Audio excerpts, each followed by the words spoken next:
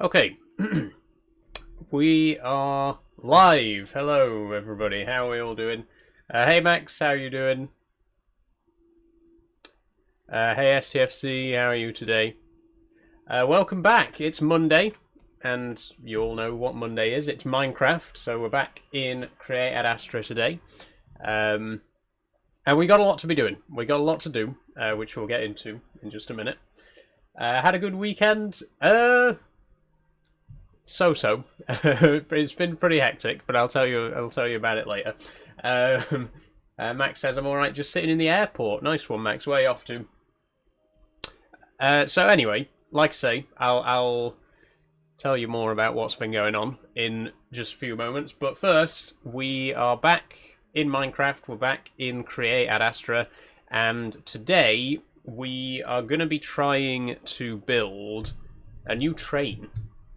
Oh, sorry. I'm just trying to adjust my mic there. If you just heard a big pop, it's because I'm trying to adjust my mic on the stand. Let me know if you can see and hear me all right, by the way. Once again, on TikTok, I should now be live in 1080p. Unfortunately, my new webcam hasn't arrived yet, so we are still on the Logitech C920. Hopefully, my new webcam will be arriving within the week, so you should be able to see a difference once it does arrive, but I'm still waiting on that. Connecticut for a work retreat. Nice one, nice one. But yeah, that's the plan. Today we're going to be trying to build a steam locomotive, which we were going to build in the last stream, but we got a little bit sidetracked with the bridge, which is looking absolutely fantastic, by the way. Let's go take a closer look and see what we actually managed to put together in the last stream before we continue today. So this is the bridge that we built last time to bring the railway over the river here, where eventually there's going to be another tunnel. Sorry about the frame rate, by the way. That may be because I'm streaming in 1080p. We'll see if it clears up as we continue. But yeah, the plan is I'm just going to block someone. And then we're going to take a look at the bridge that I built last time. So this is it. Obviously, we already had the... Oh, really laggy today, actually. Much worse than usual. Again, I'm hoping that'll clear up as we play. Oh shit, I've fallen through the floor. I forgot about that. Oh, we managed to get a bot over on the purple app straight away. Less than 5 minutes in, that's got to be a record. Oh, there's a hummingbird here. Cute.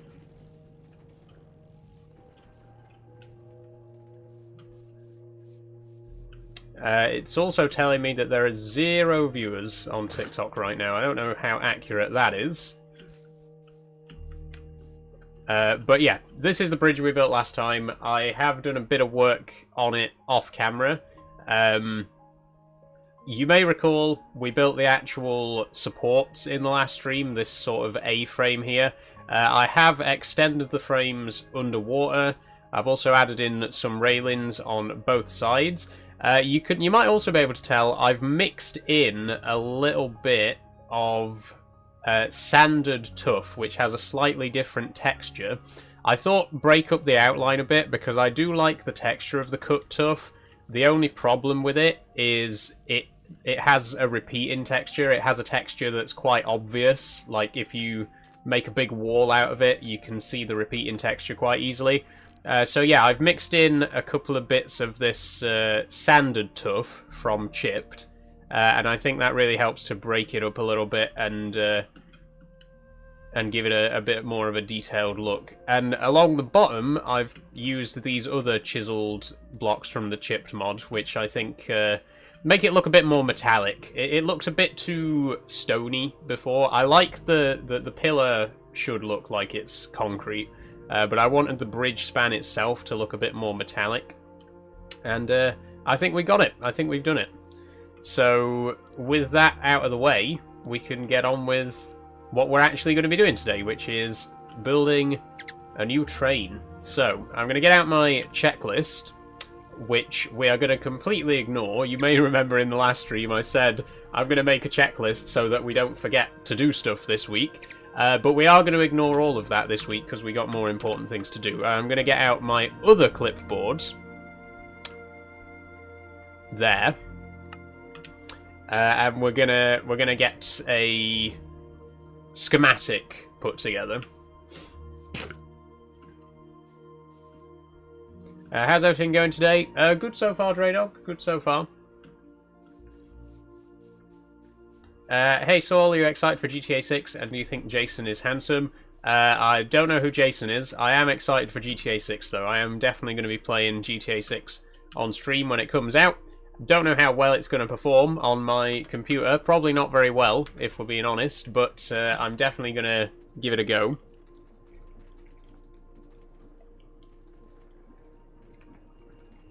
Okay, we need an empty schematic, and we need the schematic table. As always, I have already gone ahead and prepared a blueprint, so all we need to do is collect the resources. There we go. And we're going to head over to the rail yard and get this placed down. What is this bot, says Max? I've had that one before, believe it or not. It's not the first time I've seen this one. Okay, do we have a train station? Yes, we got one here. I'm sure it'll have frame gen, which is a good feature for demanding games. I hope so. I hope that there is some decent optimization put into it, because, you know, even though it's going to be a brand new AAA game, not everyone has brand new AAA capable hardware. So I hope that some effort is made to, you know, to keep performance on lower end hardware as well. Okay, we actually need to move the train station back a bit, because the bogie on this is not at the front. Not right at the front. Here we go, and right click. Okay, here it is. So, first of all, before I talk about it, let's get it into position. Rotate it. There we go, look at this. Okay, and roll it back. The front bogie is, yeah, that's right.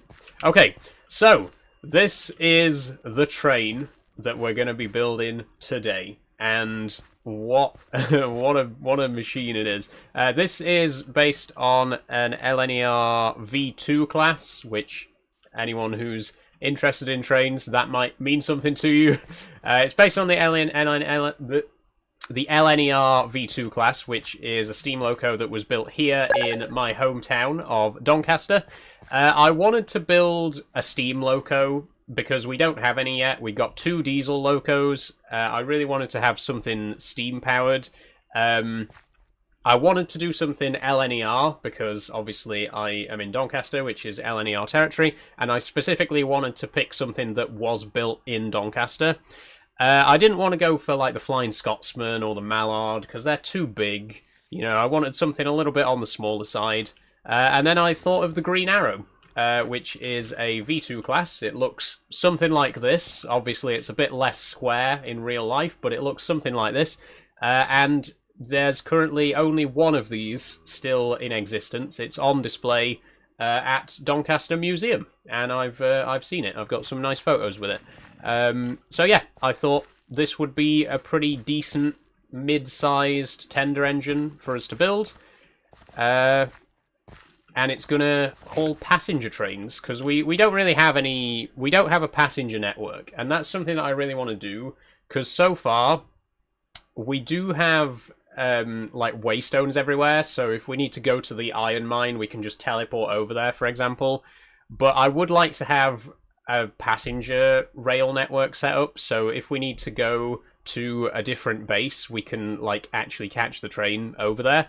So that's the plan. Today we're just going to build the engine itself, but in future we're going to build the carriages as well. So yeah, that's the plan. I'm gonna... Do I have my schematic cannon with me? No, I'm gonna go back to base and grab the schematic cannon, and then we'll get a list of all the materials that we're gonna need to build it. Does it get taken out on the odd trip, or is it displayed for preservation? I don't know. I don't think it's got a boiler ticket at the minute. In the UK, preserved trains have to have something called a boiler ticket, which is basically certification for them to run on the main line. And it does have a time. It does have a time limit on it. So once it's expired, they have to get like retested to see if they're still suitable. I don't know if Green Arrow currently is in operational condition. It's been on display since like 2022, so it hasn't moved for the last 4 years nearly. But yeah, I don't know, to be honest, if it is in a travel-worthy condition. Okay, here's the schematic cannon.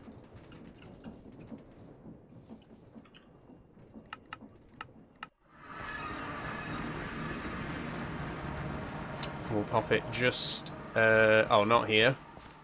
Here.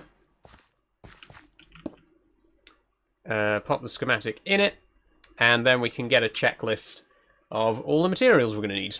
There's probably going to be a lot. Let's be honest, this is significantly bigger than... Hold on, let me just take the schematic back out again for a minute. This is significantly bigger than the shunting engines that we've built so far. Like, the Class 08 and the Class 07 that we've built, they were, like, 10 blocks long. This is over 20 meters long. It's got 4 bogies, 3 for the engine and 1 for the tender.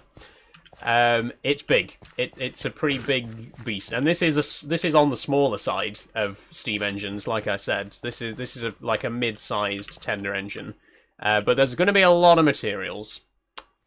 So let's get to work. I'll start off with the loco metal boilers. I think they'll be the easiest. Where did you get the mod, says Griffin? So I'm using a combination of mods here. Obviously, there's the main create mod, which adds in the ability to make trains and train tracks in the first place. I'm also using steam and rails and bells and whistles, which add in a lot more decorative items for create trains. And I'm also using... Well, I'm using 2 mods that add more bogies. There's one called Extended Bogies. The other one... What's the other one called? I can't remember. But there's a mod that I'm using that adds in large bogies. So this bogie here, for example, with the 3 huge driving wheels and the really complex side rod arrangement and the pistons, that's from the mods.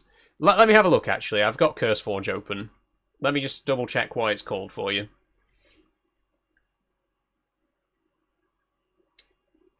Where is it?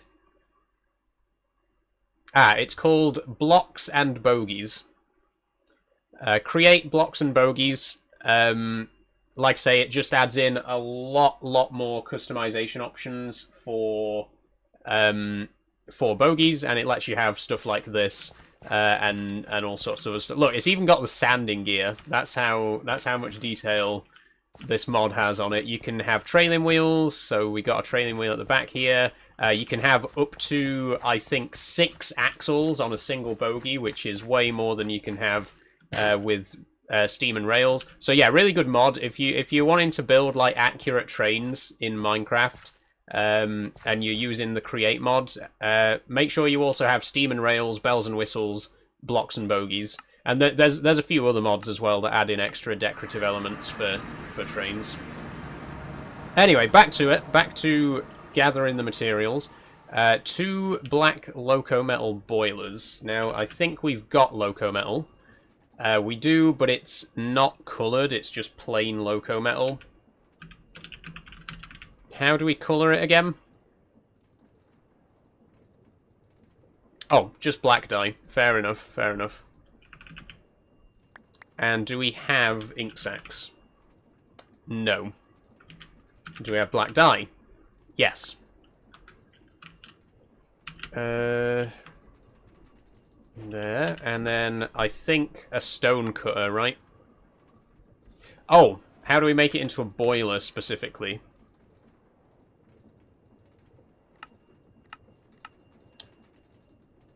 Oh!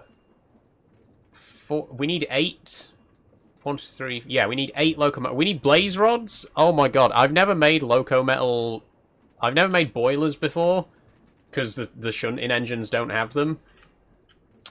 That's expensive. We need blaze rods. We need quite a lot of these as well, because we need green ones. The 2 black ones are just for the front. And then we also need 8 green ones as well.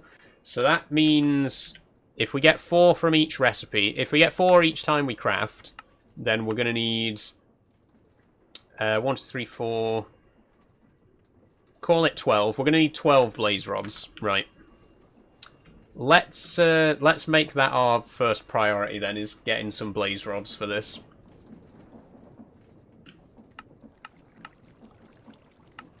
Warped Forest. I know Warped Forest isn't the ideal place to find blazers, but it's the only waystone we have in the Nether right now. I should have brought... Oh, I should have brought my Explorer's Compass, because then we can find... Yeah, I'm going to grab my Explorer's Compass, then we can locate a... Okay, the game is a little bit slow right now. Then we can locate a dungeon. Okay, 1 second.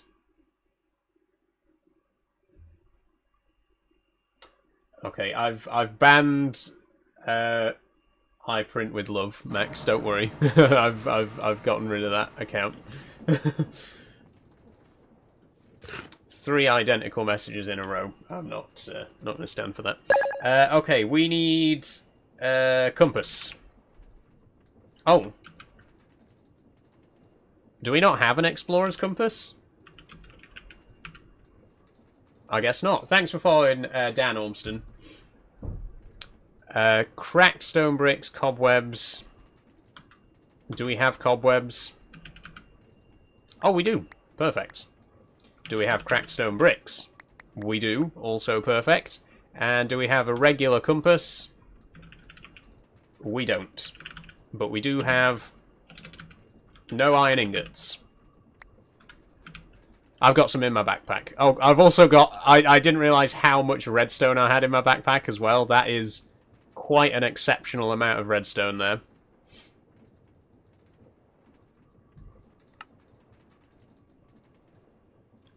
Okay, Explorer's Compass.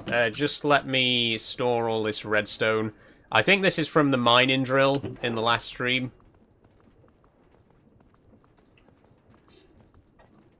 Just let it all go in. That is... oh, that's only 1,000? I thought that'd be way more. That's only 1,000 redstone we got in there. Okay, back to the Nether. And find a...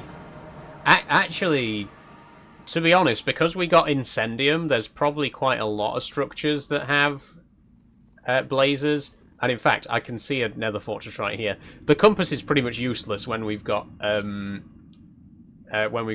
minimap, because I can just see everything. And there's also generated structures are so common with Incendium that I really wish you could turn the frequency down a bit. But yeah, they're everywhere. There's a fortress right there, just slightly to our west, so we'll go to that one.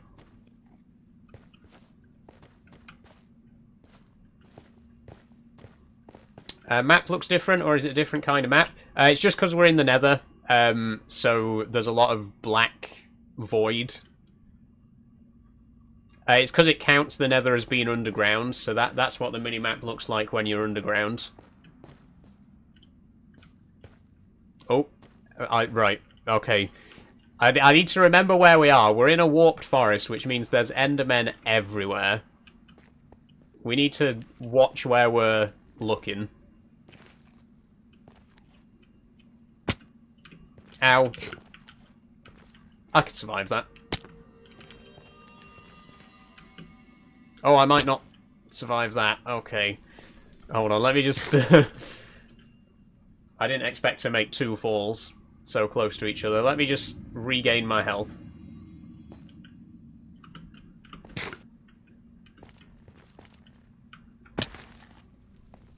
More damage.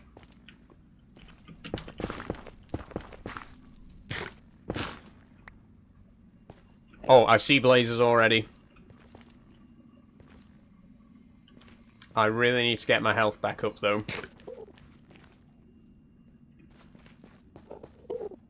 Looks like there's a few of them as well. There is a biome in Incendium that has a very high spawn rate for blazes. I think it's the desert one. Yeah, you see this desert over here, the Infernal Dunes? They spawn over there very frequently. But obviously, they also spawn in fortresses, so it's the easiest place to find them. Oh, what's that? Is that... That's not a blaze, is it? Is it? Oh no, it's a warped toad. Okay, one of them is targeting me right now. Ah, there's one.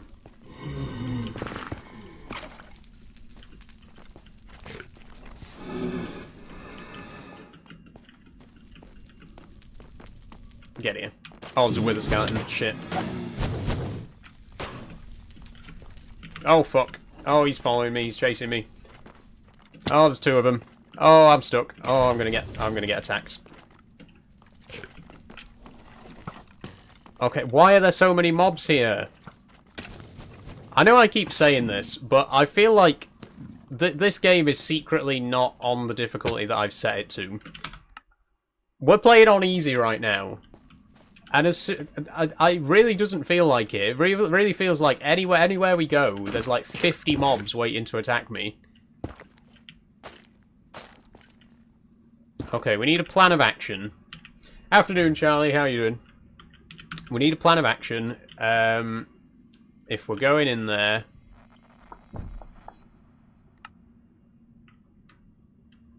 Hold on. I can probably build myself a little defensive barrier, to be honest. Let me get back up there first.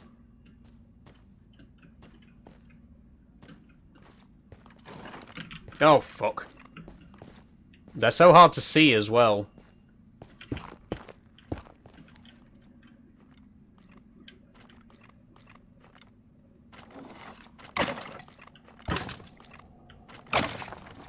There we go.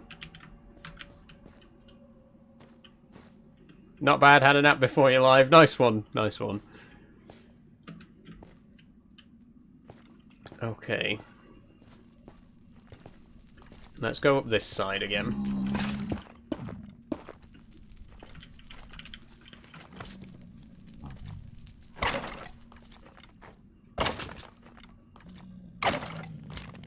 Oh, shit. Oh, piss off. I don't want a regular skeleton. You're like the least of my problems. Piss off.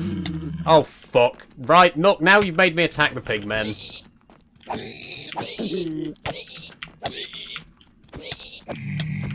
It was an accident. Come on. Get over yourselves. Ow. Get here. Oh, shit, I'm on fire again.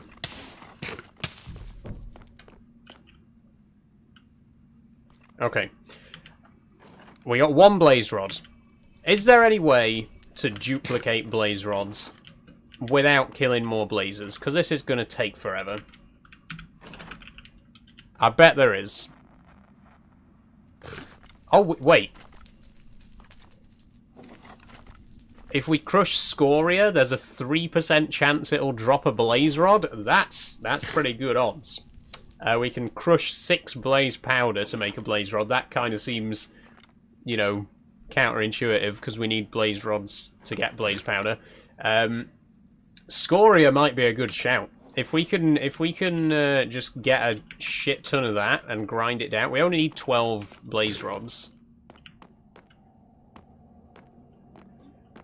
There's a couple of blazes still around here, so I'll kill a couple more first.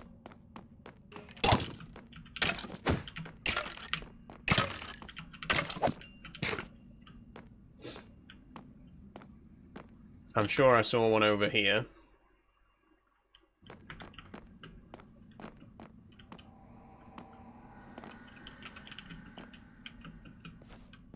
There was definitely one over here. Where did it go? Hey man, sorry.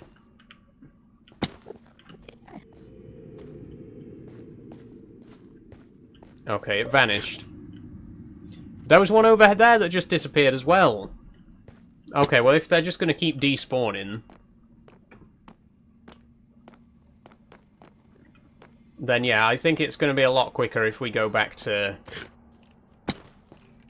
wherever there's loads of scoria and just mine loads of that and then grind it all down. Now the next question is, where the hell's the portal? Where's my waystone? It's near the train track, right?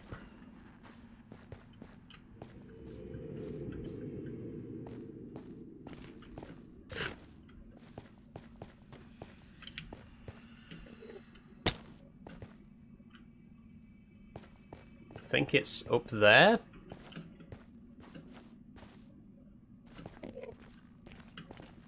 Oh, this is... Oh, this is Scorchia. Is it Scorchia or Scoria that we need? Scoria. This is Scorchia. So where do we find Scoria? I'm sure we've got some back at base. We must have. Oh, shit. Oh, please tell me I didn't look him in the eye. I don't think so. I think he would have attacked me by now. What's this? Is this another nether fortress? It is. Where? I've gone completely the wrong direction. Fuck. More Scorchia, which we don't want.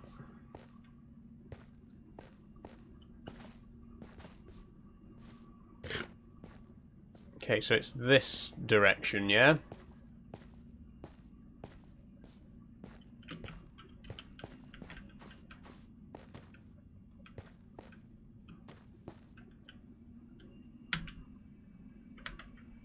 Across there. Oh, actually, it's probably going to be easier if I go round, right?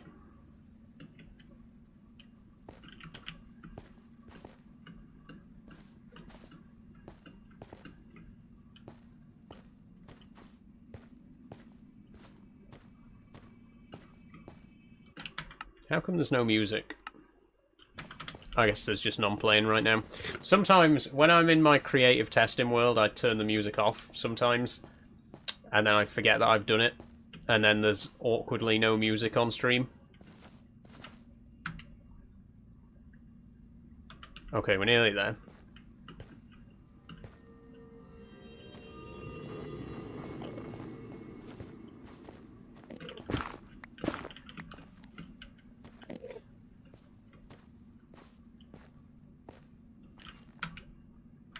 Now we've gone past it. Oh, no, right. Can you not... This is definitely not the right way. It's fine, it's nice and peaceful. Thanks, Logan. Oh! Ah, there we go. I see the tunnel. Okay. Now where's the waystone, though? Where's the why did I not put the waystone next to the tunnel? Where did I put the waystone?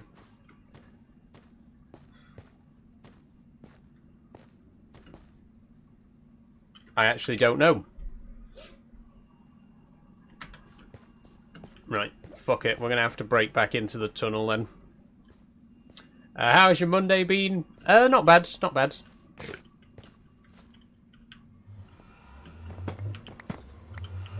Okay.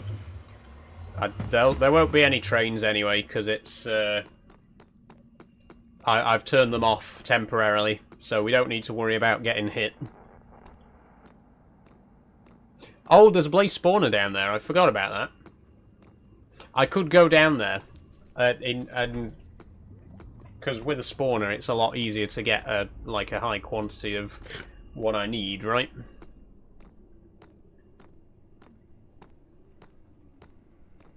Let's try it. Is this the new webcam? It isn't, Charlie, no. Unfortunately, it's still not arrived yet. I was really hoping it had arrived by Monday, so I'm pretty disappointed that it hasn't. Oh, piss off. But yeah, hopefully sometime this week. I mean, it's got to be sometime this week, surely.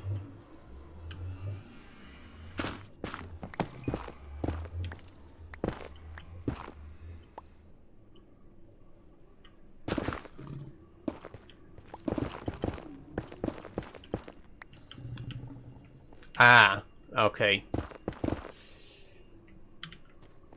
Now would be a very bad moment to fall to our death, so let's try not to.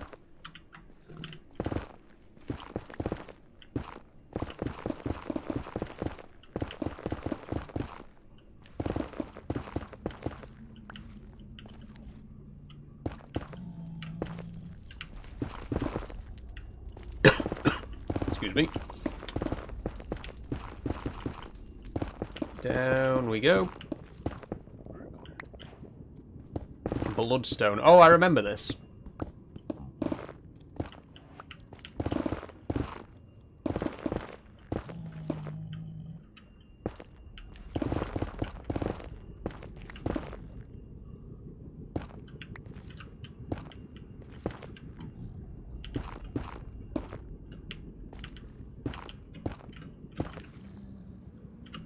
Okay, there we go. So the blaze spawner is behind this dirt.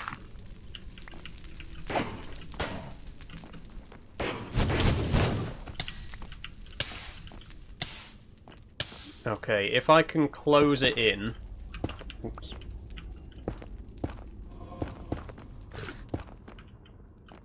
There we go. If I can make sure that they can't get out when they spawn. Oh shit, I might burn to death here. There we go.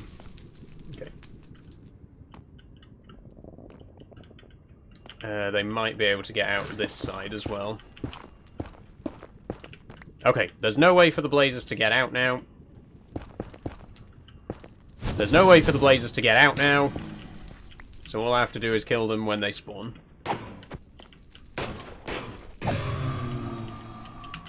And we need 12 rods in total. Monster or tea today? Monster. Draydog, once again.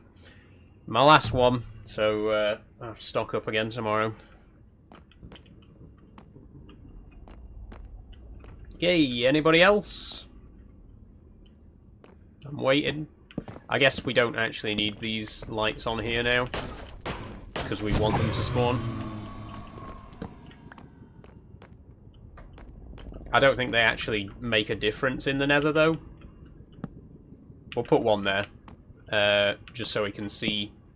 There we go, we'll put some on the corners, just so we can see what we're doing.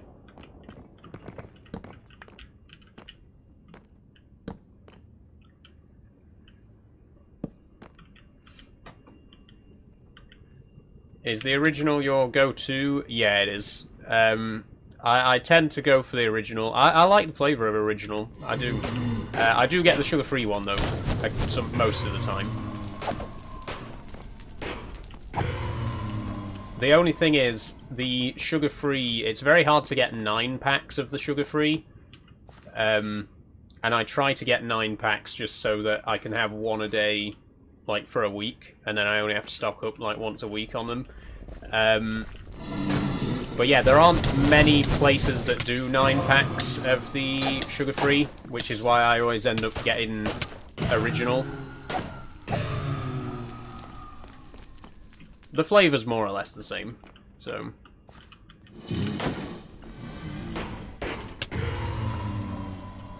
Okay, we're halfway there, we got 6. This actually is going to be quicker than mining a load of scoria, now that I'm thinking about it.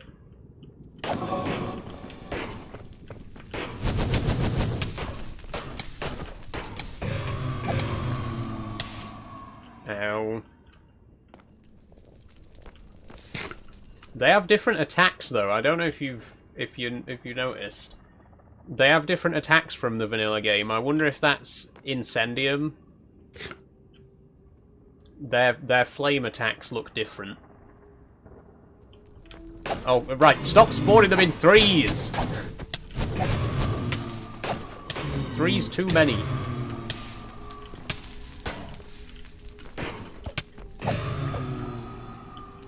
Okay, 9. 3 left to go.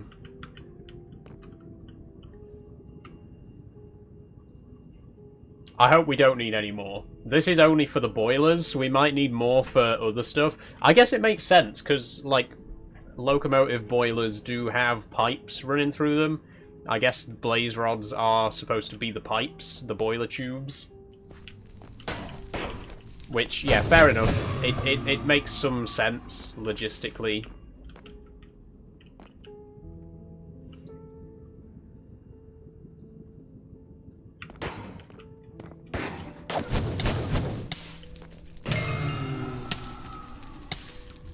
Oh, for God's sake.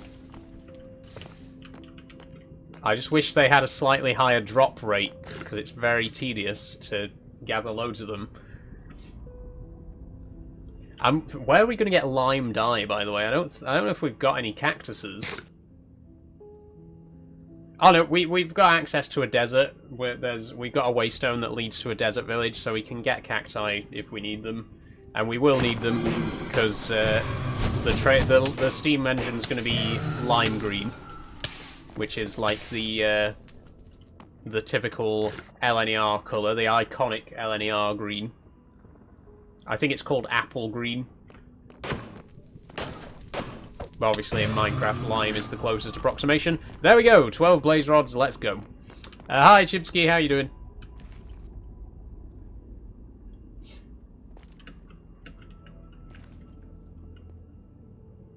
So once again, this is enough blaze rods for the boilers. We may still need blaze rods for other stuff. But we know now that there's a blaze spawner here. Well, I always knew there was a blaze spawner here, I just forgot that I knew.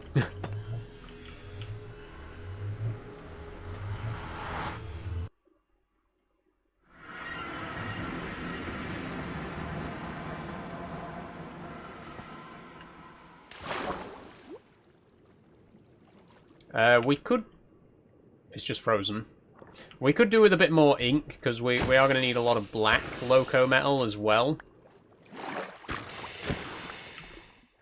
So let's grab some of that. Don't drink Monster very often, but when I do, it's mango or pipeline. I like mango. I like mango. Don't get me wrong, I do like flavoured Monster. And I'm always keen to try new ones. But I just think the classic flavour is genuinely just a good flavour. I feel bad for you, says Danny. Why?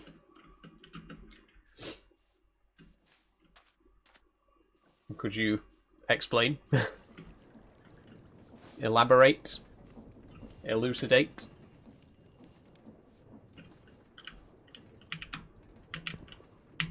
Okay, which, is it squid or calamari that we can chop? Squid.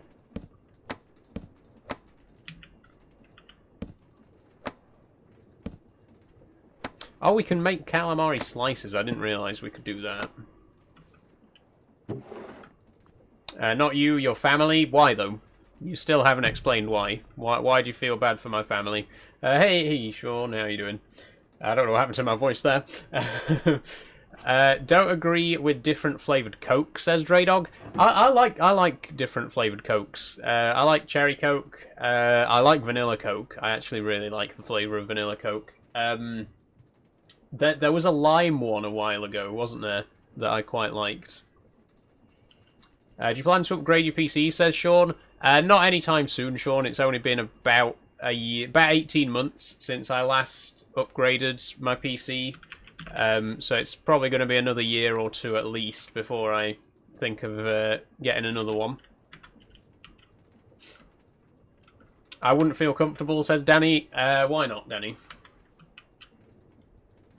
You're going to have to spell it out for me, I'm afraid. I'm an idiot. What would you be uncomfortable about if you were a member of my family? Do tell.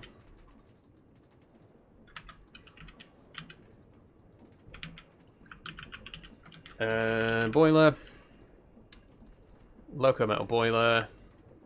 So we need 8/ loco metal. Does it have to be slashed? No, it can be any kind of loco metal, and then we can just dye it afterwards. Oh, mind you, doesn't it need to be brass wrapped? It needs to be brass wrapped. Lime brass wrapped. So we do need brass wrapped blocks to make it in the first place. So it probably would be easier if we just go straight for lime brass wrapped. Which is lime dye. Okay, slashed loco metal around a brass ingot. And then, obviously, slash loco metal is just lime dye. Okay, do we have lime dye? It really all hinges on whether we have lime dye. We don't. Do we have... I can't type the letter G into the computer. I keep forgetting that. Do we have green dye? We don't. Do we have cacti? We have 2 cacti. It's not a lot, but it's a start. We also don't have a cactus farm, so where am I going to put these? I suppose they'll be safe over here for the time being.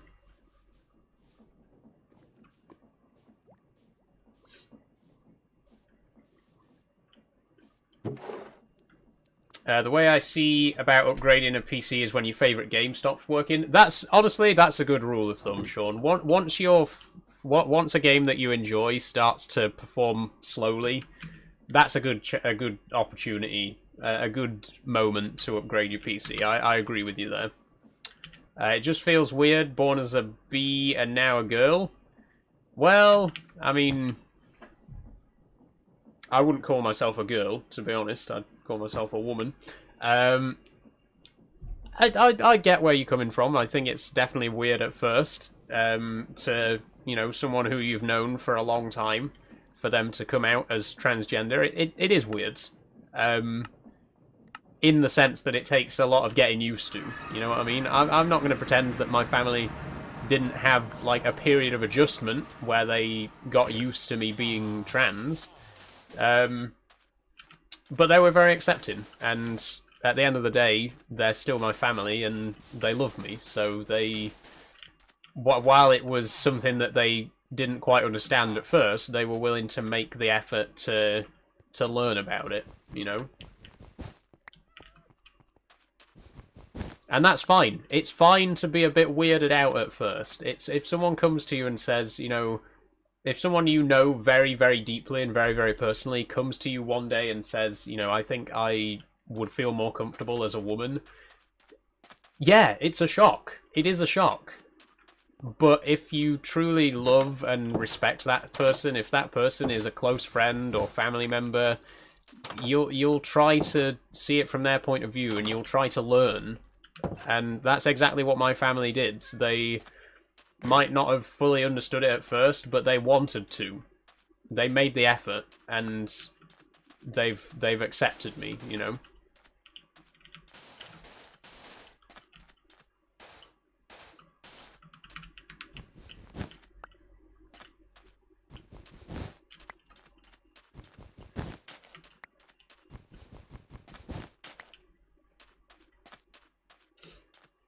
Are you an Apple person or Android? Android, stray dog. Android. I've always been with Android.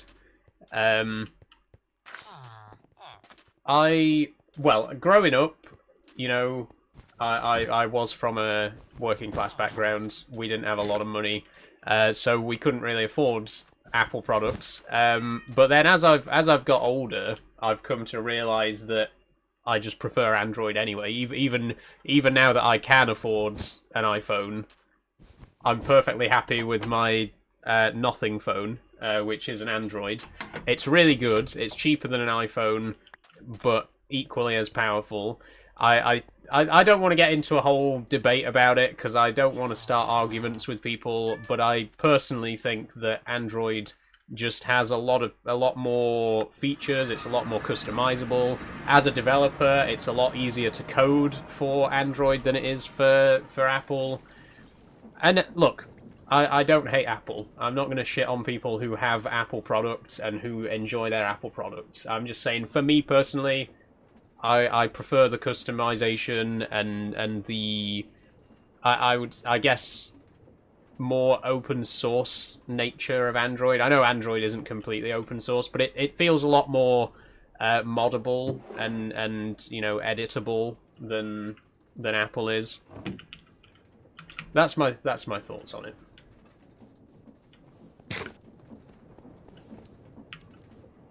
More of an Android person now. Yeah, again, like my first smartphone was a Huawei, but this was before Huawei was big. Like when I got my first smartphone, everyone had an iPhone, and if you had an Android, it was a Samsung. Nobody had heard of Huawei. I might have been like one of the first people in Britain to have a Huawei. And then they got huge, and I ended up getting another one. Once that phone was on its last legs, I said, you know what? These are actually pretty good. I'm going to get another one. So I got a Huawei P20 Pro, which was absolutely fantastic. And then when the contract expired on that, I ended up getting this. This is called the Nothing phone. This is the original, the Nothing Phone 1. They, I think, are up to number 3 now, but these are really good as well. This is Android. Once again, I just like the flexibility of it, if you like. You can kind of do what you want with an Android, whereas with an Apple, you're kind of forced into using their software. It's kind of the same with computers as well. Like with a MacBook, you can only really run Mac OS on it, whereas if you get a Windows laptop, if you get any generic laptop, you can run Windows on it, you can get Linux, you can get Ubuntu, you know, you can run whatever software you want on it, basically. And I think that's the same goes for phones. I think the customization and the flexibility of it is just why I prefer Androids. And again, I don't hate Apple, I don't have a problem with Apple, but that's just my preference. Hey Leanne, how you doing? Not seen you since school. I don't recognise your name, Leanne. Thank you for following, by the way, Danny. Oh, Max says, great to hear you're very fortunate with regards to the acceptance from your family. I am, yeah. I don't deny it. I've said many times, it can be very, very hard for trans people coming out to family because the news doesn't always go down well. But for me personally, my family have been very accepting. I've been incredibly lucky that they've been so understanding, and I recognise how fortunate I am to be in that position. You know. Okay, so now we want to make slashed loco metal.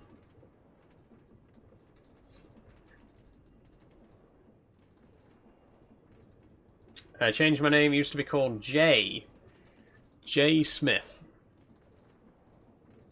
I'm still not sure I recognise that name, to be honest with you, Jay.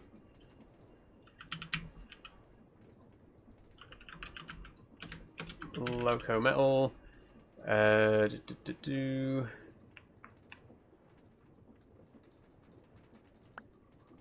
Okay, we'll take the brown, because we can dye it. You can dye any colour, so...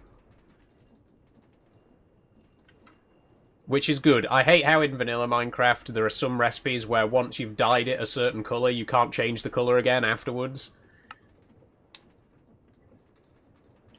And sometimes you end up making a colour that you didn't want to make. I was in the year below you. Oh, that's fair enough then. I'll be honest, I hardly knew anyone in the year below me at school. Or the year above, for that matter. Okay, slashed loco metal. Right, so then we surround... we put a brass ingot in the middle, surround it with this. That gets us lime brass wrapped loco metal. And then we put this into the big machine that makes a loco metal boiler. And it needs a bucket as well. That's interesting. We do not have a bucket. There we go. We do have a bucket. We are going to need 8 more loco metal, though, aren't we? Because we need to do this recipe twice. Oh.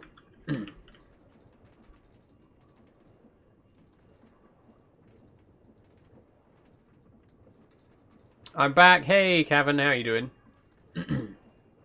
Has your name changed too? No, I'm still called Saul. I didn't change my name. I like my name. I've always been very happy with my name. I've never really wanted to change it. There was a very brief period shortly after I came out that I considered like alternate names.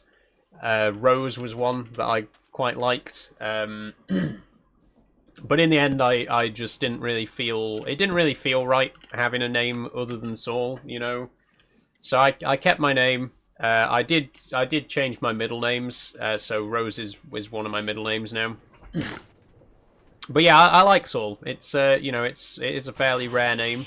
It's unique. Yeah, like I say, it's there aren't too many people called Saul out there, especially not in the UK. It's slightly more common in the US, but... Here in the UK, there aren't very many people with that name.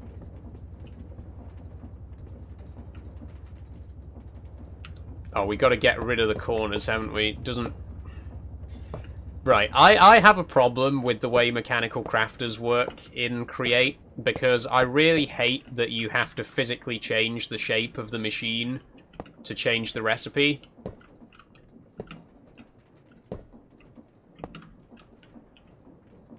And I've also accidentally broken one of the bits that I wasn't supposed to break. It just doesn't really make sense to me. Like, imagine if you had to make a different crafting table for every shaped recipe. Like, if you wanted to make a pickaxe, you had to make a crafting table that was shaped like a pickaxe. I don't know, it doesn't make sense. I'd prefer it if you could... Oh, that's not connected now, is it? I'd prefer it if you could just make a big 5x5 crafter and it could craft anything, you know, within that grid.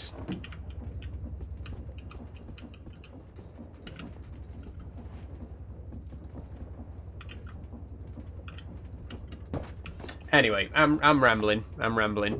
There's our lime brass wrapped loco metal boilers, which we needed 8 of. We still need 4 black ones.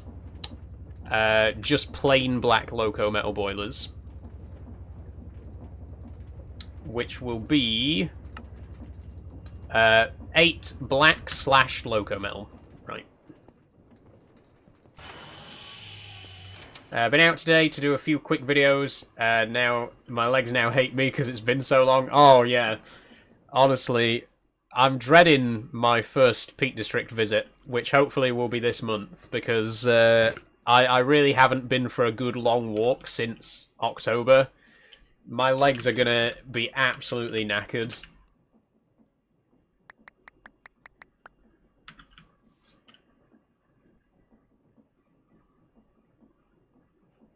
It's always the same when you go for your first walk in, like, a long while.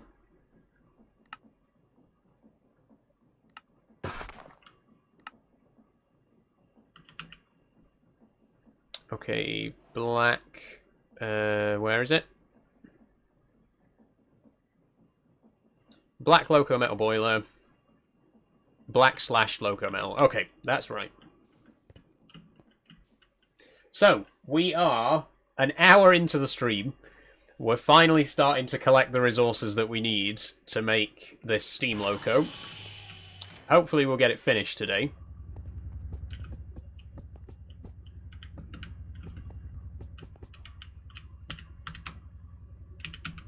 Where's my other bucket? Oh, we used both buckets, didn't we? Right, we'll best make another one then. How big is the Peak District, says Draydog? I honestly don't know. It's pretty big.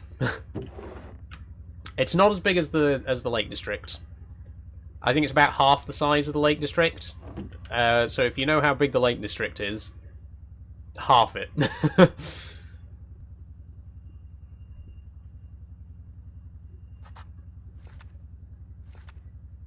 Yeah, you might want to consult Google if you want a a more clear answer. I'm sorry, I honestly don't know off the top of my head.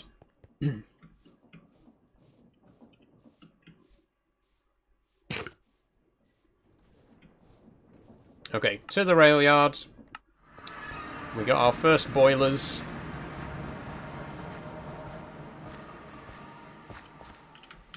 Oh, we need a chest to put these in, don't we? There we go. We need 2 black and 8 green.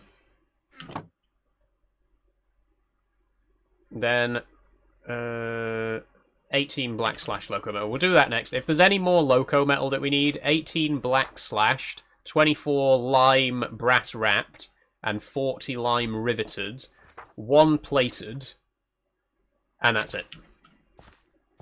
How much would you say you've covered? Not much actually, because all of the videos that I did last year were in the Hope Valley, which is like just one little valley of the Peak District. Because I obviously live in Doncaster, I'm always coming to the Peak District from the Sheffield side, which is why I always end up going to the Hope Valley. But there's the Derwent Valley, there's the Vale of Edale. There's like lots of other areas within it. You'll notice, like, if you watch through my previous Peak District videos, you'll notice that a lot of landmarks appear in all of them. Like, Mamtor is visible in almost all of them. The Hope Valley Cement Works is visible in the background of almost every video that I've done. Because, like I say, all the videos that I've done last year, I stuck specifically in the Hope Valley. But yeah, that's just a tiny sliver of the Peak District. There's so much more to it than just that. And hopefully, like I say, I'll be going a bit further afield this year.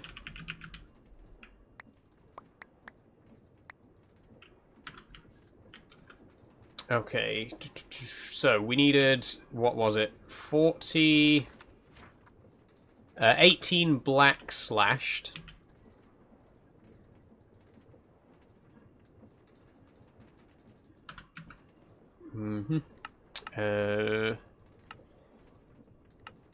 There we go.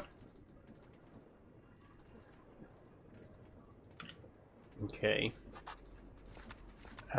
24 lime brass wrapped. We'll come back to that one. 40 lime riveted. We can do that.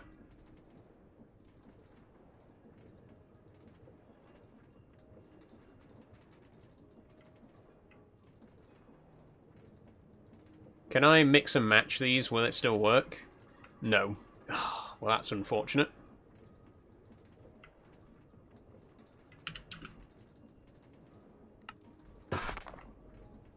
Was it slashed? Riveted. Oh my god. Wait, 48 lime riveted? No, that can't be right. I don't think did I use riveted? I don't usually use riveted because I don't like the texture of it, but that's what the clipboard says. Sometimes the clipboard is wrong. It has been known to make mistakes and get like the wrong block types sometimes. But that takes care of that. We need 1 just regular plated. Do you have a pet spider? I do, Lil Finn, yes. I've got a Phidippus Nikites jumping spider called Amber. I've also kept Phidippus ardens, Phidippus regius, and Hylas diardi. I love jumping spiders. I've been keeping them for about 4 years now. They're really cool, they're really cute. I would like to eventually work my way up to bigger spiders, like tarantulas and stuff like that, but I'm working my way up to it. I historically used to be very scared of spiders, so I've been, you know, trying to overcome that fear. And keeping a pet jumping spider, by the way, has really helped. It's given me such an appreciation and understanding of spiders that I didn't used to have. They are really, really misunderstood, I feel. Okay, we need... We're going to need to make more loco metal, because we can't mix and match them. How do we make just raw loco metal?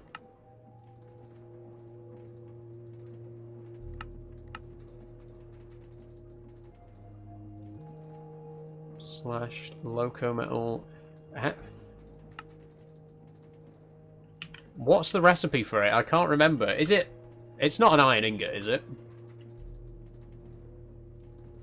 No, that's industrial iron. Is it an iron block? It might be an iron block. Would you breed spiders, says Draydog. I don't think so. I'm not really interested in that aspect of it. It takes a lot more effort to breed them than it does to just keep them, you know? Especially because spiders are, like many insects, or many inverts, the female normally eats the male after mating. So it's quite a challenge to breed them and keep them both alive.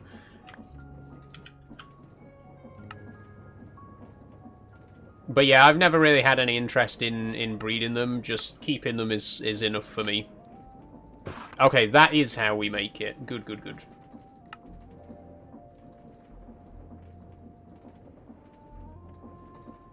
And we needed 24.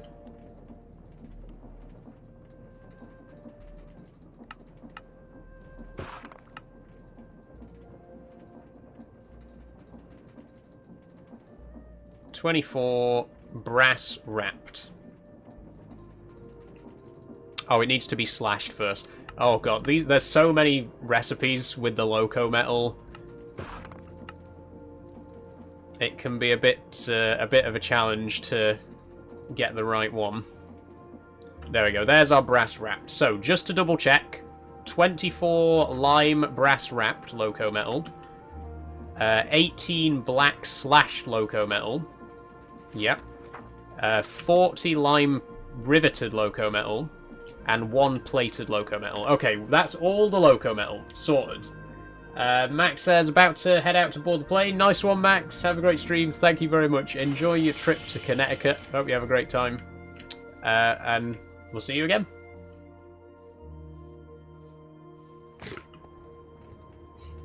Is there any legends surrounding the Peak District, like you're gonna get eaten by a Wendigo? No, unfortunately not. There might be a few ghost stories.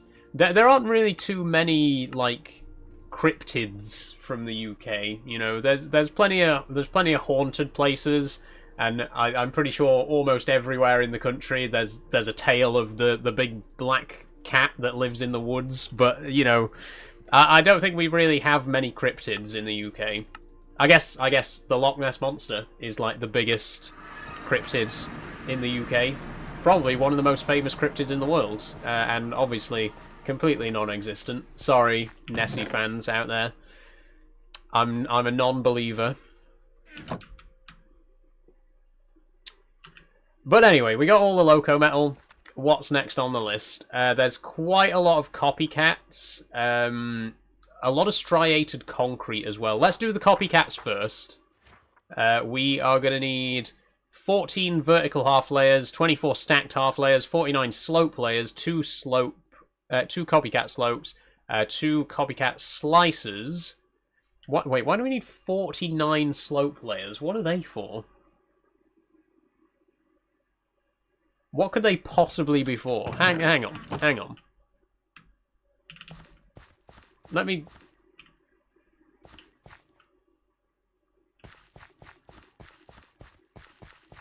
There's 49 of them. I'm calling bullshit on this. Oh, the coal. Yeah, I forgot. I wanted to add some texture to the coal, so the coal bunker's filled with them. Right, that makes sense. That makes sense.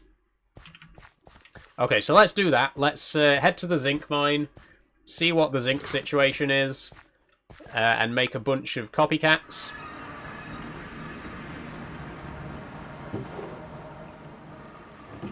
I was going to say, is there any Bigfoot sightings, but it's more of an American thing. Yeah, I think cryptids in general tend to be more of an American thing. I think because a lot of American cryptids do have their origins in like Native American folklore. We don't really have as much of that folklore in the UK. Like I say, there's I'm not saying that there's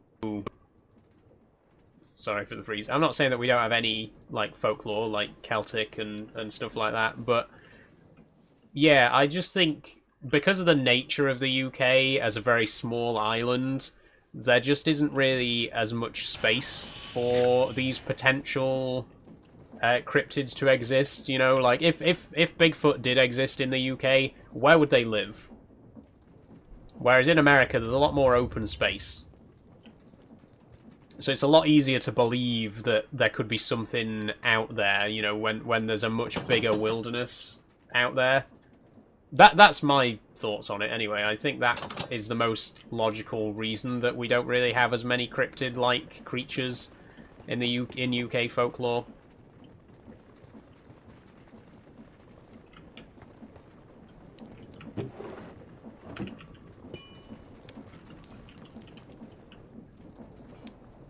Oh, more XP nuggets coming through.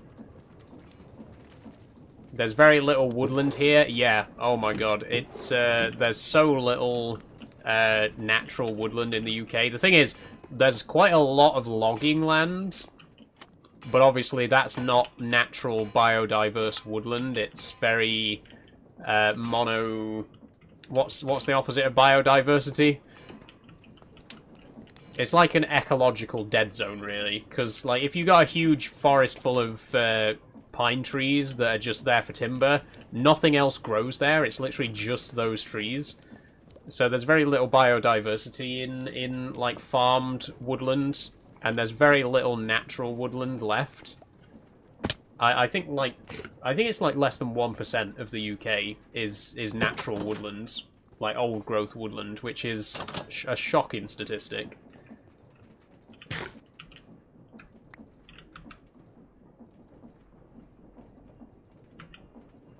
Okay, I'm just going to wait here a minute whilst we get a bit more zinc coming through. In fact, actually, while I wait, I'm going to go and see how many copycats we've already got.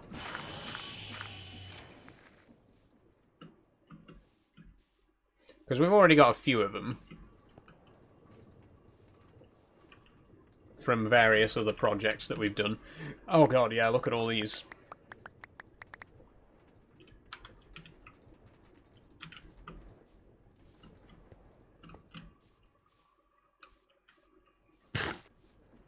I should put a pathway there. I feel like I always walk that way when I'm going between the factory and the vault. So we should maybe flatten a couple of those trees and put in a walkway. Okay. What do we need? We need 14 vertical half layers. We currently have no vertical half layers. There we go. Tick that off. We need 24 stacked half layers, which we already have 14 of. There we go.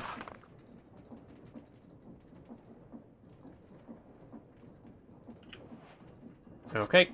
49 slope layers, which we already have 43 of. Lovely. 2 copycat slopes, we've got those. We got more than enough of those. 2 copycat slicers, we've got more than enough of those as well. 5 copycat slabs. Got those. 16 copycat panels.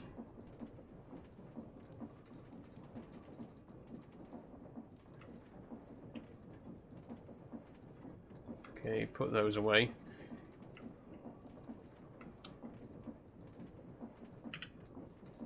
Yep, 27 layers.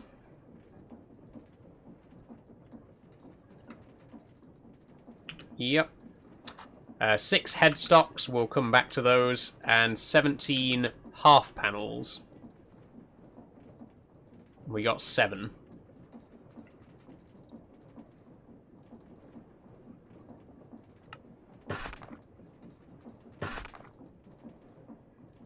There we go. Okay, I think that's all the copycats except for the headstocks. It never does the headstocks correctly because the headstocks are customizable. So we'll just leave those out. We'll add those on manually at the end. Okay, back to the rail yard.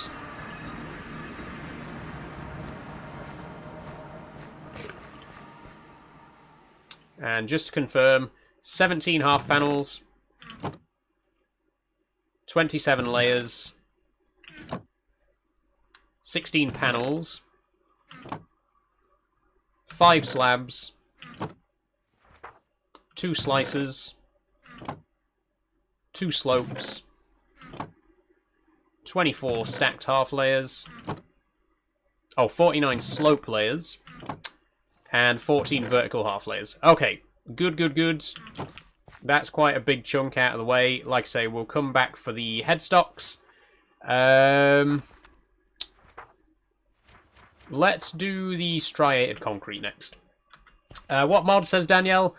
Quite a few, Danielle. So the main mod that I'm using is Create. I've also got Create Steam and Rails, Bells and Whistles, and Blocks and Bogies, which adds in a lot of materials for building trains with.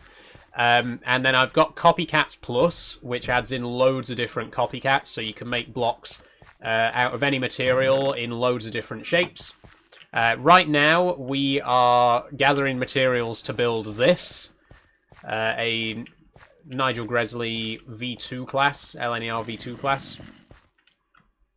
So that's what we're working towards right now. I designed it in my creative testing world, so we're just gathering the materials to build it with the schematic cannon.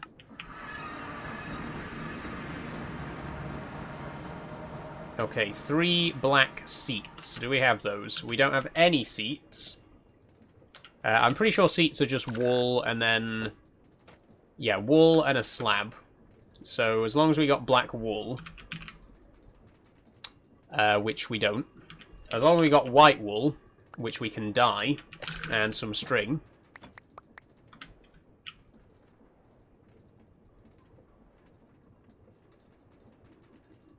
There we go. And then 3 wooden slabs.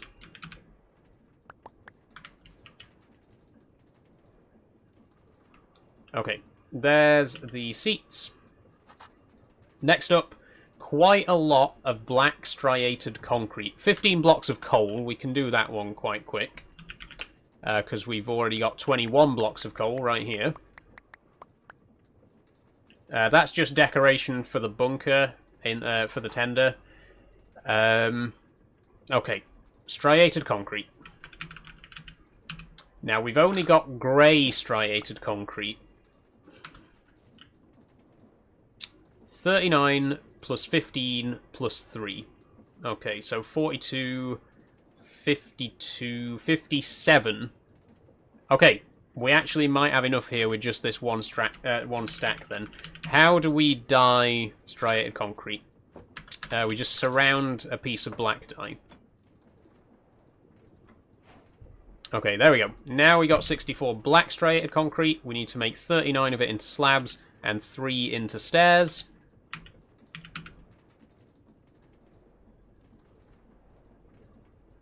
Oh, we can't use a stone cutter for this. We have to craft it in a crafting table. No?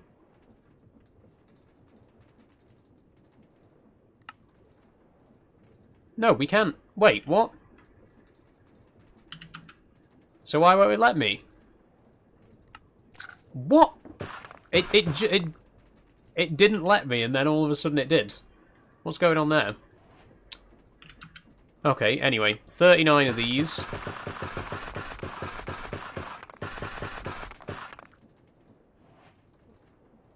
And then 15 just regular blocks, right? Yeah, 15, 39, 3. So that's all the concrete sorted. Well, all the striated concrete. I think we need some red concrete as well for the buffer beams, but we'll come back to those.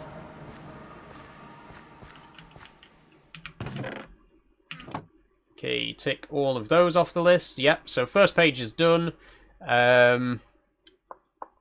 Side pipes, coal burners, desk bell, steel pipes, train casing. Wait. Let me just...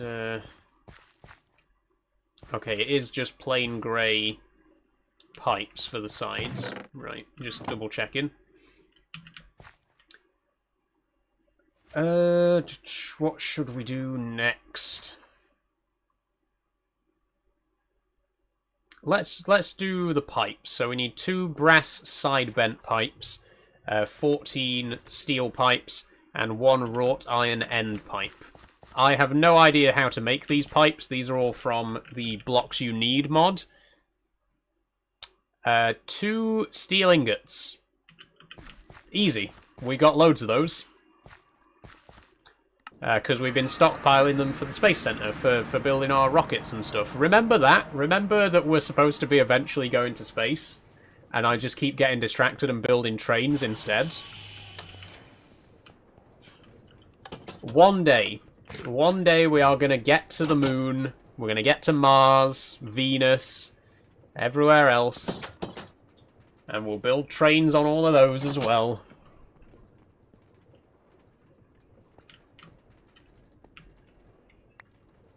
That's a good point, actually. We're going to have to take, like, a prefab train to space with us so that we can build moon trains.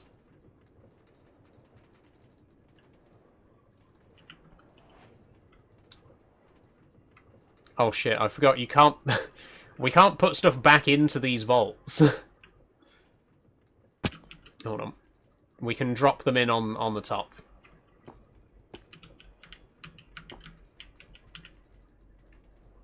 There we go. Okay, so we got 14 steel pipes. Where's the accent from? I'm from Doncaster, South Yorkshire.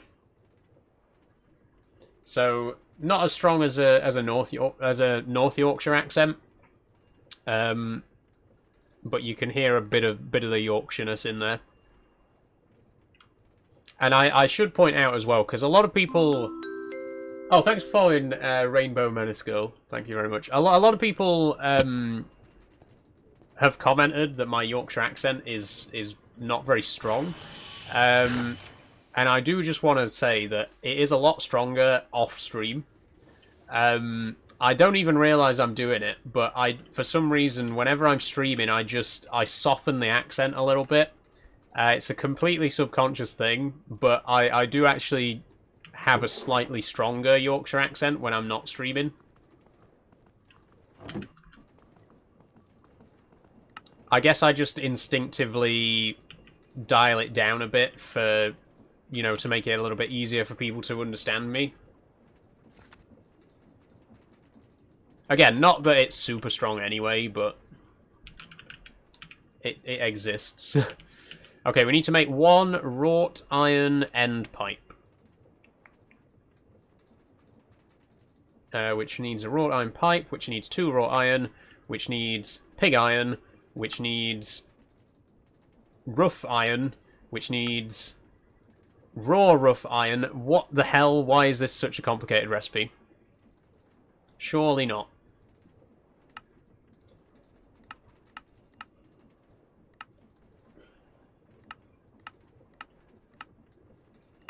Okay, so how do I get raw rough iron? 2 raw iron and 1 coke, or 1 coal. Oh, it just so happens we got 3 pieces of raw iron right here. Lovely. Okay, 2 raw rough iron, so we blast this to make rough iron, then we blast it again to make pig iron, then we blast it again to make wrought iron. All of which is from Blocks You Need. Well, it says the rough iron is from Create. I think that's just for compatibility purposes, I'm guessing. Because actually, now that I'm thinking about it, I do remember that last time we tried to make raw iron, we couldn't do it because there was a recipe conflict and it kept being made into something else. So that must have been added for compatibility purposes, which makes sense. So there's our raw iron end pipe, which is going to go on the boiler for an extra bit of detail. Hey, Matt on YouTube, how you doing? And then we need 2 brass side bent pipes.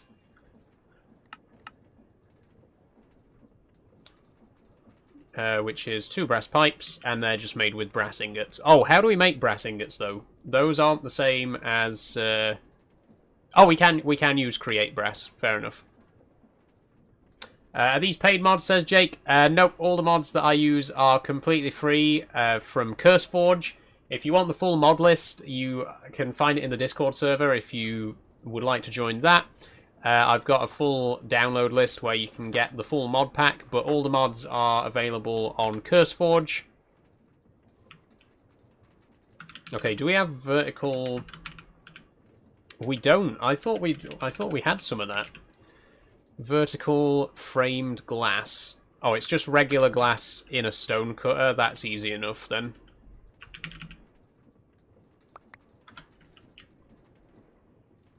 The stone cutter's in my backpack, isn't it? Oh no, that's not what we want. Sorry, we want vertical leaded glass.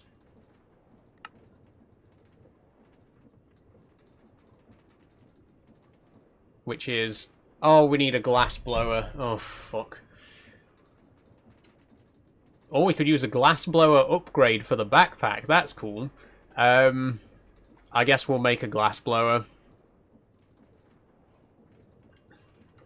This is the problem with designing something in creative and then trying to build it in survival. You don't really think about what materials you're actually going to need, and especially with mods, you know, what kind of equipment you're going to need to be able to get the materials that you need. Like, I'm going to have to make bricks for this. Not for the train, but to make the glass blower, to make the glass for the train. Wild.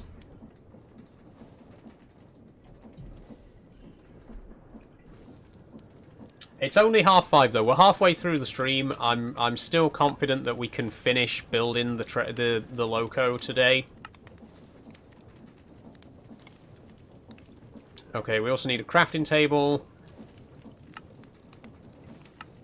We don't have any wood. Hey, DJ.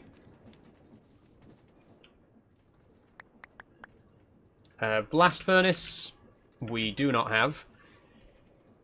A regular furnace, we do have. Smooth stone, we do not. Oh, we do have. I didn't grab it, but we do have it. Where's it gone? Excuse me. Okay, blast furnace. There we go. Crafting table still need, for God's sake.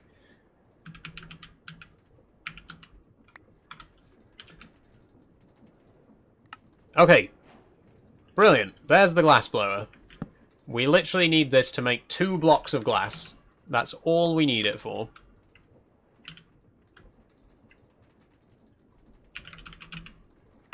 Okay, vertical leaded glass, 2 blocks. Check it off the list. And that's it. We're finished with the glass blower. We literally never need it again. Let's put it in the vault. There's no point keeping it out. Okay, what is next? We'll come back for the train casing and train controls. 6 red concretes. Evening, Fred. How you doing? 1, 2, 3, 4, 5. Do we have red dye? We don't. Do we have poppies? We do.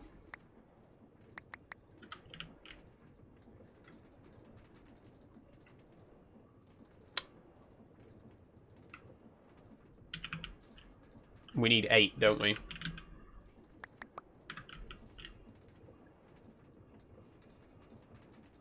No? How do I make red concrete? How do I make a vanilla recipe? I've forgotten. Oh, we need to make red concrete. You can't recolor concrete that you've already made. This is what I was saying earlier. I hate that there are vanilla recipes where once you've made something a certain color, you can't change it again. Like, what do you mean I can't turn red concrete? Like, I can't recolor concrete. I can't turn concrete from one color into another color. Why not? So now I've got to make red concrete powder, which is red dye, sand, and gravel. Okay. Good, thanks. You. I'm very good, yep. I'll show you the bridge in a minute, because we did a little bit of work on it. Well, I did a little bit of work on it off stream just to spruce it up a little bit. I'm very happy with the result. Okay, 8 concrete powder, lovely. How many planets are there to visit again? There's 18 different planets and dwarf planets that we can visit in the mods, and we haven't visited a single one yet. This series is going to be going for years at this rate. It's going to be like 2030 before we actually have visited every planet there is to visit. But I'm going to do it. I am going to do it. This series is not going to end until we've visited every single planet and moon. What's the mod pack? The mod pack is a custom one by me called Create at Astra. You can download it in the Discord server if you are a member of that. There's a link in my bio if you want to join. The main mods are Create and Ad Astra, but I've also got Ad Extendra, which adds a lot more planets as well. If I just have a look at... if I search globe, actually, these are all the planets we can visit. There's a globe that you can collect from each one. So from Ad Astra, we can visit Earth, the Moon, Mars, Mercury, Venus, Glacio. That's it. And then with the Ad Extendra mod, we can also go to Ceres, Jupiter, Saturn, Uranus, Neptune, Orcus, Pluto, Haumea, Quaoar, Makemake, Gongong, Eris, Sedna, and Proxima Centauri B. So that's 18 different planets altogether that we can visit. I was just wondering if was there anything you could do to hurry the process up a bit? Yeah, I could play it more often. I just don't really have time to play it more than once a week, which is why progress has been so slow. I mean, you know, you got to bear in mind, I'm playing this for 3 hours a week. It's gonna take a while to get stuff done, you know. But we're getting there, slowly but surely. Okay, we need a desk bell and a smoke burner stack. Oh, that's easy enough. We can go and do that right now. I'm using the desk bell to simulate the Loco's dome, by the way. We'll have a look at it. I've done some of those mods before. Nice one, Running Kit. And if you've already got familiarity with a couple of the mods, it'll definitely make it a bit easier for you.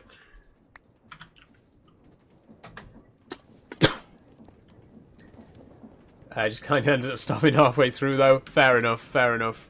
It's easy to lose momentum with a big mod pack.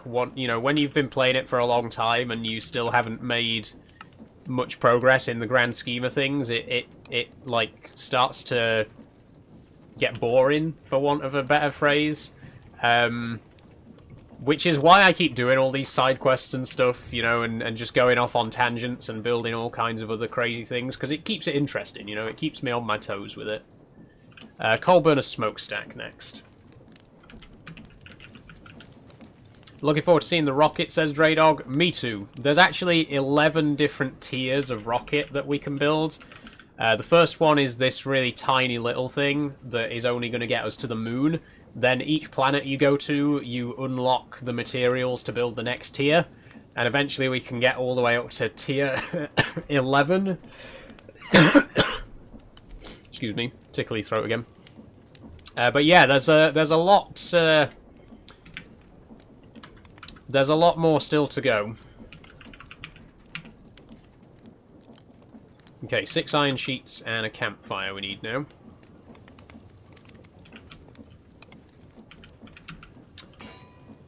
Do we have the things we need for a campfire? I've got a really tickly throat. It feels like there's, like, a little like bit of dust just stuck in my throat that's making me cough a lot.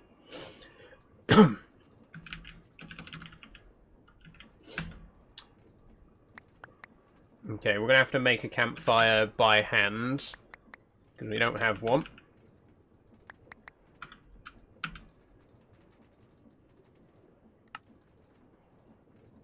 There we go.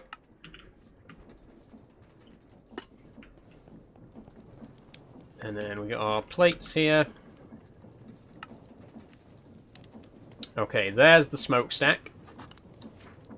We got everything here. We will come back to the headstocks. We need 4 train casings for the bogies and 2 train controls. And then that's it. We're ready to build this thing.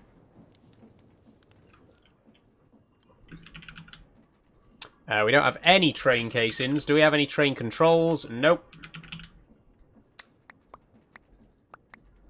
Do we have sturdy sheets? Nope. Do we have crushed obsidian? No. Oh, it's called powdered obsidian, right.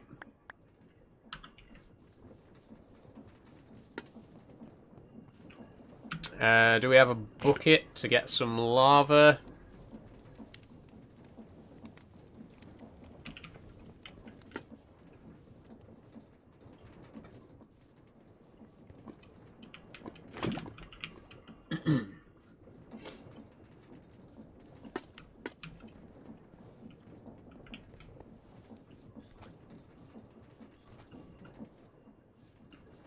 And a little bit more.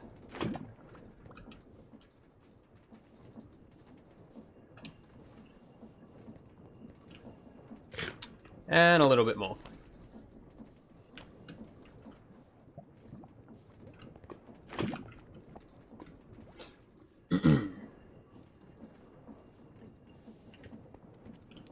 There we go. So that gets us our sturdy sheets,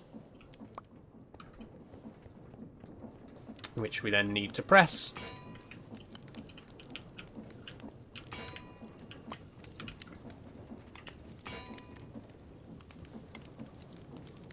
Might take a minute.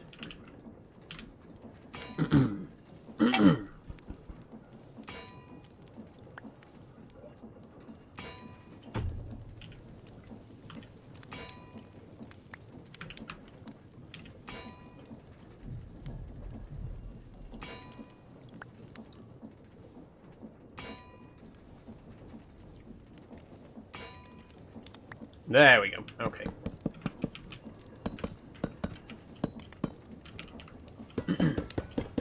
Okay, 6 train casings. 2 of them need to be turned into train controls, which I always forget the recipe for.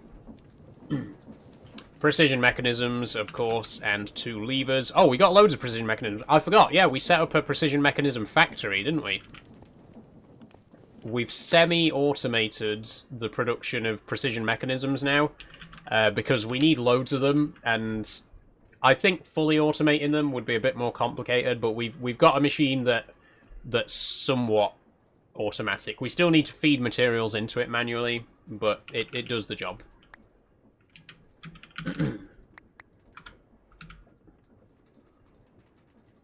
Okay, 2 levers. 2 train controls.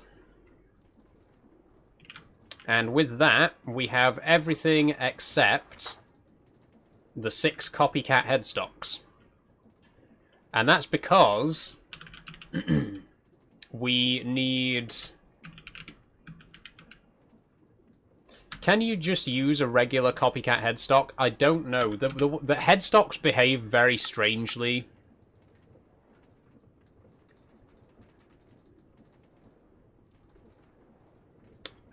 Oh, we also can't make them this way. How do you make copycat headstocks then?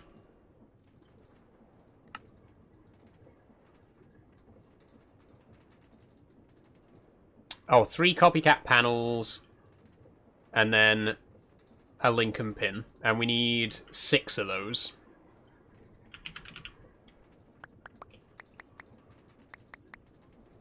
Wait, how many do we get from each one? 1. Just 1? Okay.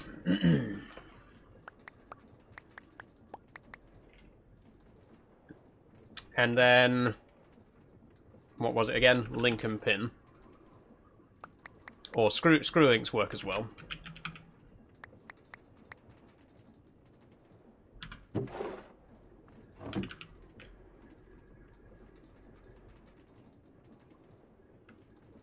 Okay, there's our link and pins.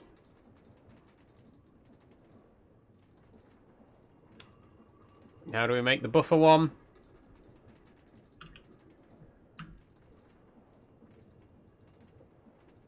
Oh, with the same recipe. Okay.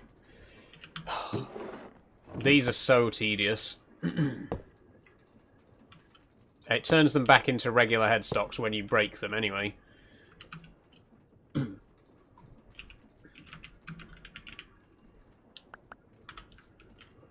But that means we're going to need to make 2 more couplers.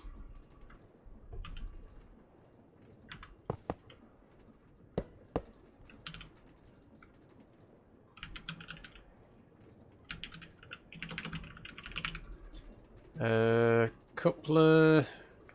Oh, it's a link and pin again, sorry. Industrial iron, 4 iron sheets, iron ingot. Do we have industrial iron? We do. 4 sheets. And we probably got iron nuggets in here.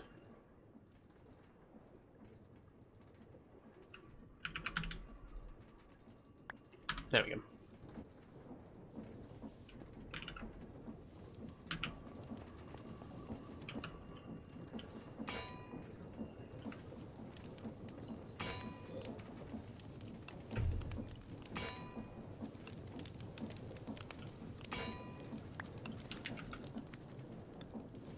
Okay, link and pin. There we go. Combine that with these.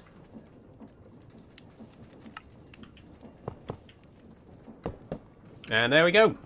Headstock couplers. Or copycat headstock, sorry. That's everything. We're ready to start building the train.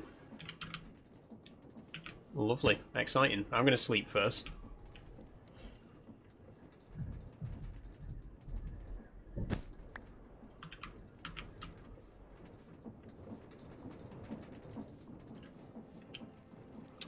Rail yard.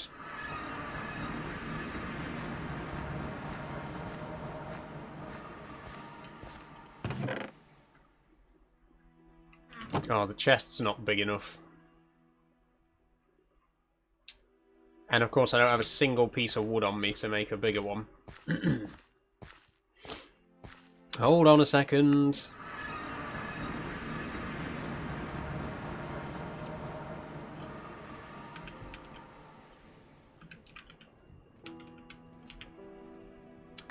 There we go, that'll do.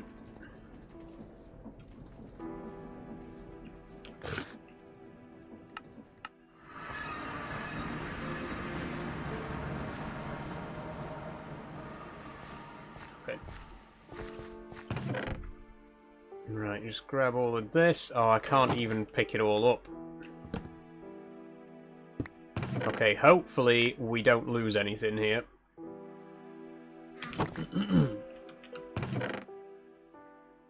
That should be everything. So, oh, gunpowder. We need to put gunpowder in it, which we don't have. Oh, we do.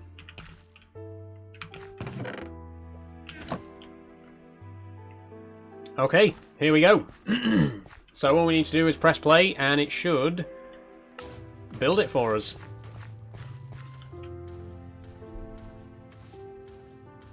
So once again, this loco is based on an LNER V2 class, designed by Nigel Gresley, built in Doncaster in the mid-20s.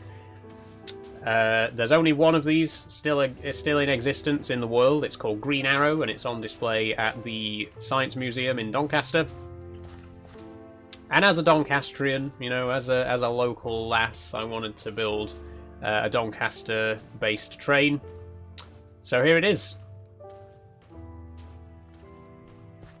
Now, I am noticing that this bogey's the wrong way round. The valve gear is supposed to be at the front, but we can change that round once it's built. There may be a couple of mistakes.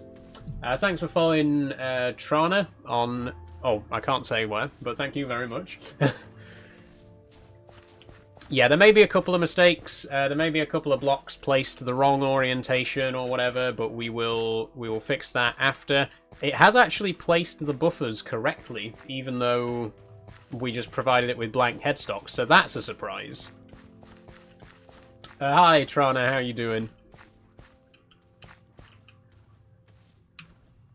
But yeah, so far, the only mistake seems to be the main bogey facing the wrong way. I'm good, you. I'm good. I'm good. Oh, look at this, though. This is beautiful, honestly. I'm really pleased with my work here, to be honest. I am not always the best Minecraft builder, but when it comes to building the trains, I think I've done a really good job with most of them. Same with the shunter. Both the 08 and the 07, I think, went really well. Okay, there are some materials left over.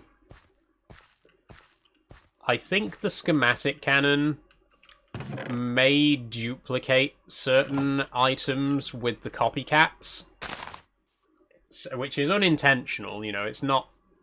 I'm not deliberately cheating in extra blocks or anything, but I think whenever there's a copycat, it adds the texture, but it then doesn't actually take the block out. Like, you can see there's quite a few things here.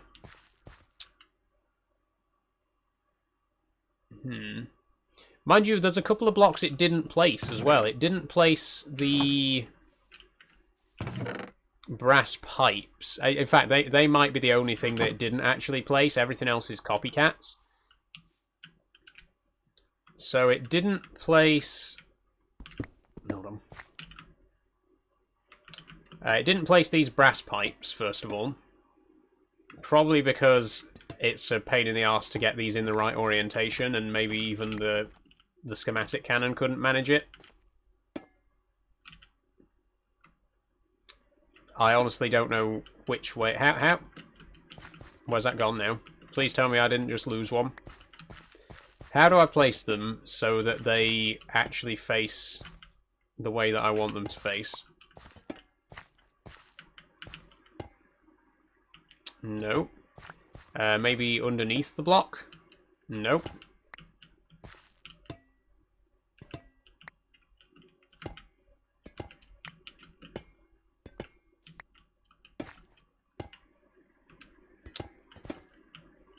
Weird.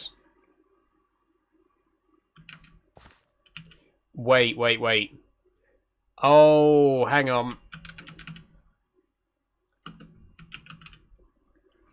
We need to use the side bent pipes, which are a different recipe for some reason. It's okay, we got more brass.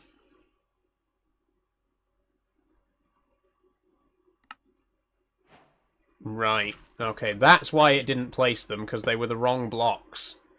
There we go, it's still the wrong way round, but that's the correct block now.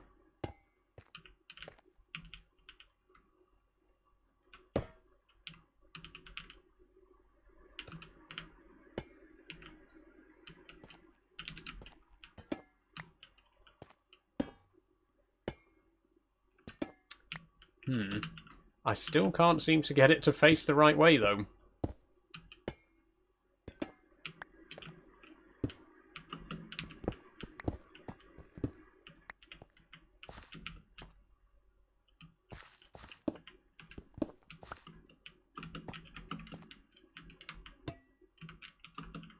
What do you mean? I've literally tried it every way that it could go. What do you mean?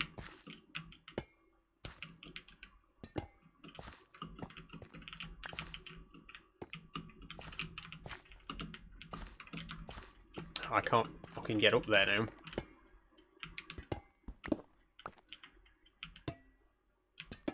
I don't understand.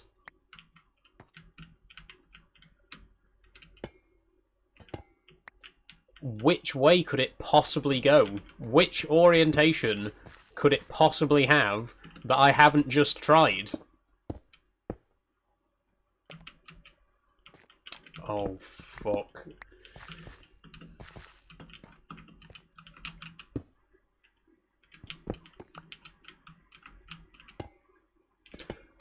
I do not understand.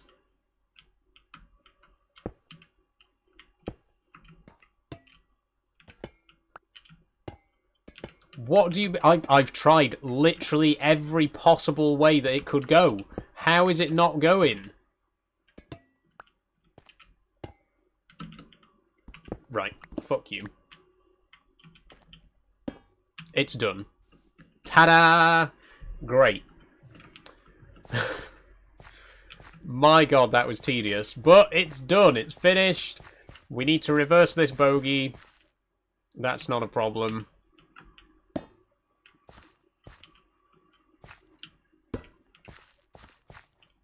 Oh, we didn't actually choose to assemble train either. That's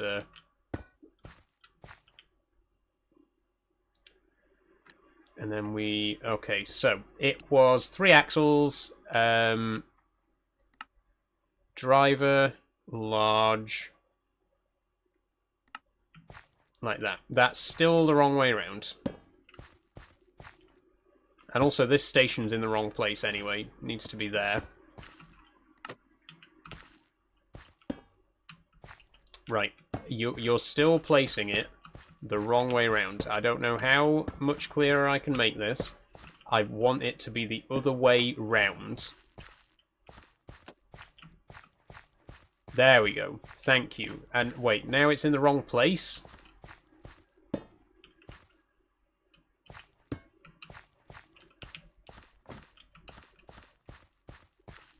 Is that the wrong place? Or is there... Ah, the wheel, it was supposed to be extra large. Right. There we go. Now we're talking. Okay, now the valve gear's in the right place. The wheels, I think, are in the right place. That looks right. I can't remember the sander sticking out over the front wheels like that before. That is how they're supposed to look. Like, the sander is supposed to go before the front wheels, obviously. But, let me just go and make this schematic again.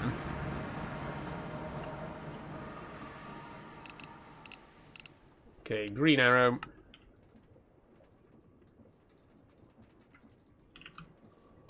Because I'm just curious.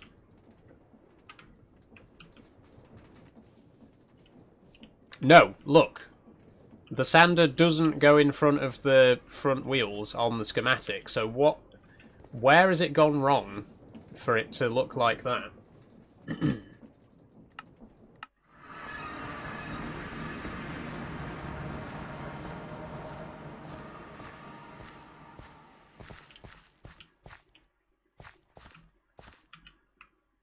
Let me just sleep. Was planning on doing a video of some old Iron Age fort, but it turns out it's in the middle of a farm. Oh, that sucks. That sucks.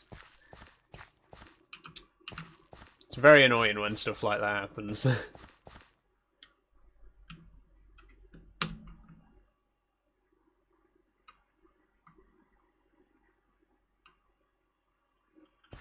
Okay, so here's the blueprint again.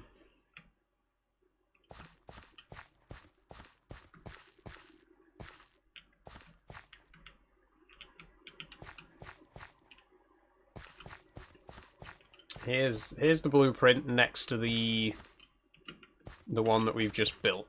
So the valve gear and the pistons, this whole bogie is supposed to go 1 block back. But the wheels are in the same place. I don't understand. Wait. There we go. Okay, that's it. It was just the valve gear that was off. I forget how customizable these are. You can even change the length of the the front pistons, which is cool. You can change the style of the gears as well. Valve sharks, gearless, pistonless, rodless, Scotch yoke, which honestly would look really good for the Class 08 that we built in a previous stream. But yeah, that's what I did wrong. I just forgot to set it to short here.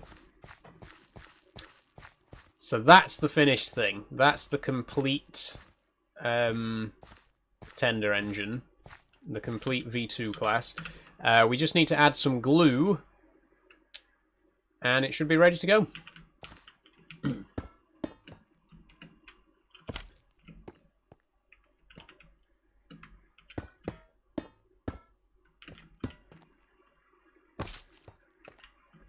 Oh, whoops.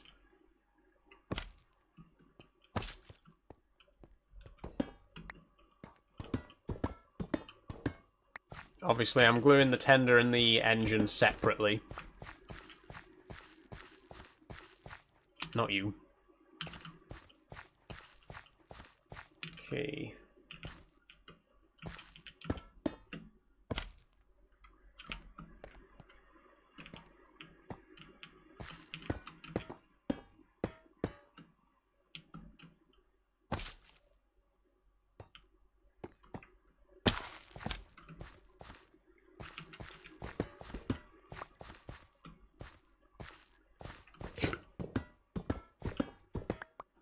Okay. I think that's it. Time to see if it's worked. We'll hit assemble. Assembly failed. Too many bogies attached. 3. Okay. Right. Well. Ah. Oh, yeah. I forgot. Right. The problem with trains in Create is that they have to have an even number of bogies, which means if you build a train with 3 bogies, you have to apply the glue very carefully in a way that it doesn't detect that the first bogie is actually attached. So we need to apply glue in such a way that this bogie here isn't attached to the rest of it, like it isn't glued to the rest of it.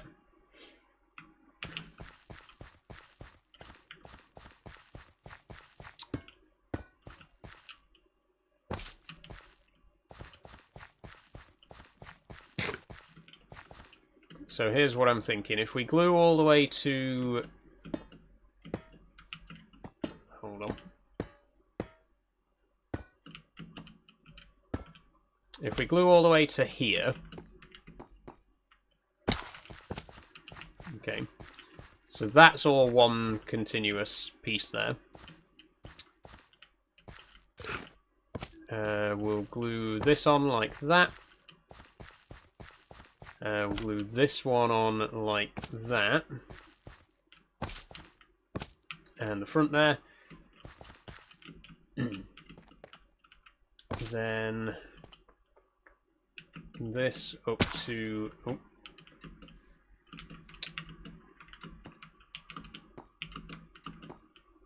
Up to here. And then this through to there.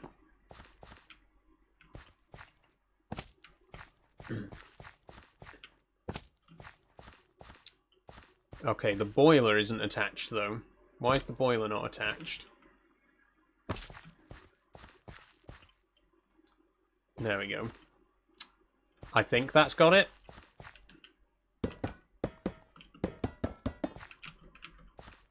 Like I say, you've got to be very careful applying the glue. But let's try that.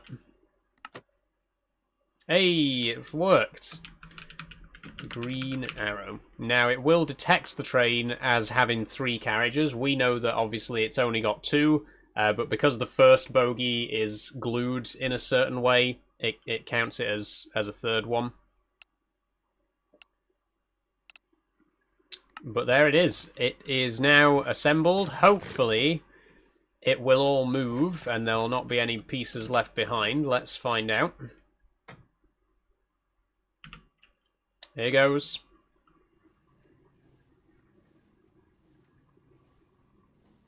Okay, it doesn't look like we've left anything. Is it articulated properly in the right places?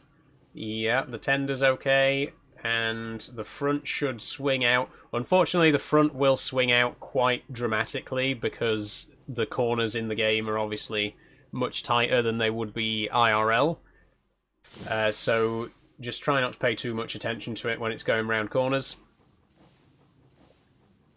But there it is. It works. It's in one piece. Obviously, it'll go a lot faster forwards, so let's change the direction.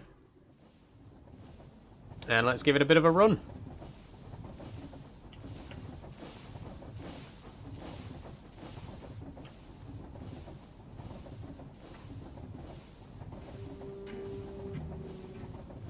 I heard a creeper with a backpack. Okay, there's another train ahead. And we're going to try not to collide. This train's not active, by the way. Its schedule's been removed. But I do just want to compare the size difference between this and the tiny little shunter that we've got over at the front there. Hopefully I can get back into the train when we're done. But yeah, look at that. So this is the new loco we just built. This is the V2 class. And this is our Class 07 shunter that we built in a previous stream. The size difference is crazy. Look at this tiny little thing. So tiny and dinky. And then this huge, monstrous tender engine. I love it. I'm very happy with it. I would like to give it a schedule so we can actually see it move without us in the driving seat, because you don't really get a good look at it from the driving seat. But obviously, because it's a steam engine, and because it's a tender engine specifically, they're not really designed to go backwards for long periods of time. They're supposed to move forwards. So we're going to want to make sure we got a complete loop of track for it to be able to go back and forth.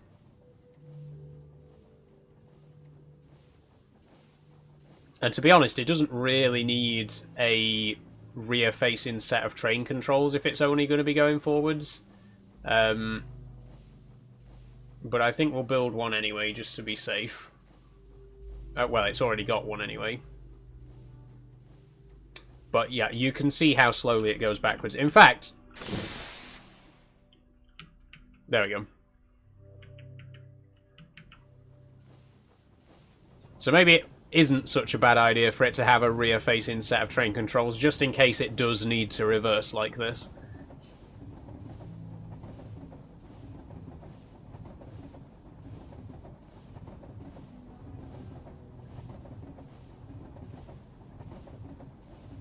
Let's get a screenshot of it on the bridge. That seems like a really good idea.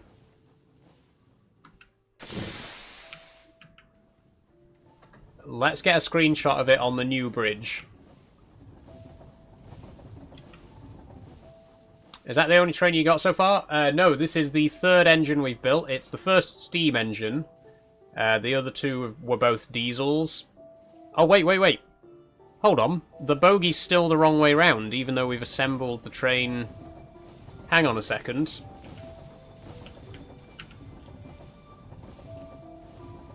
We'd better put a stop to that. We'd better fix that.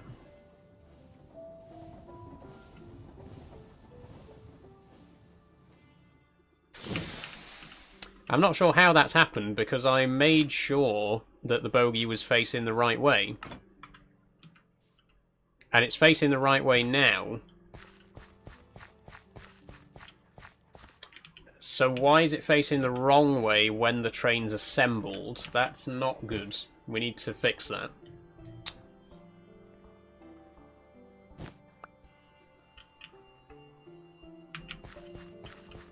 Is the train station point in the right way?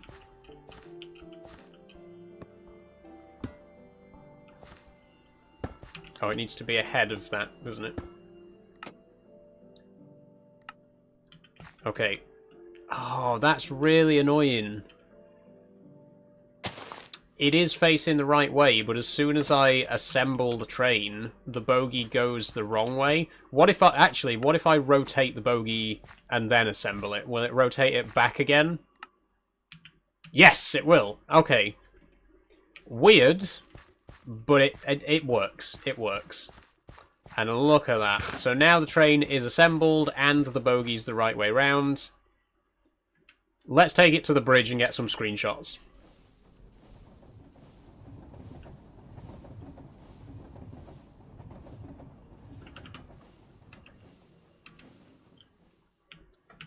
Need to turn it around first. We got a little Y here. Oh wait, we can't turn it around on this, can we? It's not a complete Y. Shit. I actually don't think we got anywhere that we can turn this around then, have we?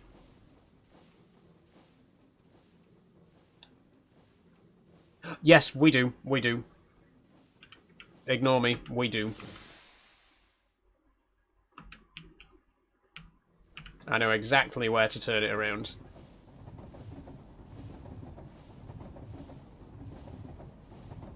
Right here, we've got a diamond, which is how the trains get to and from the factory, obviously.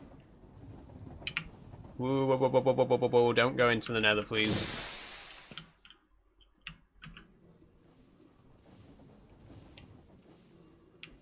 And then we just go forward. There we go.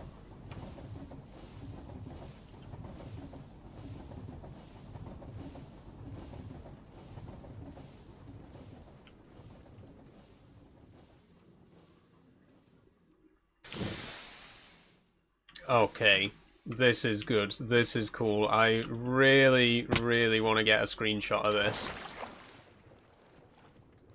Oh, we should get a photo of it on the dam as well.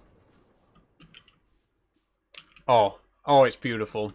Oh, it's gorgeous. I love it. Hold on, I'm just going to get up to the dam. I've also just walked directly into overhead electrical cables, so I'm probably dead now. Now that is a beautiful sight. That is such a sight to see.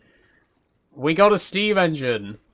Don't get me wrong, I love the diesel engines that we've built in this series so far, but there's just something about a steam engine that it's just such a beautiful thing to see, you know? That is absolutely gorgeous. Can we get a slightly closer vantage point? Because I really want to get a good screenshot of this.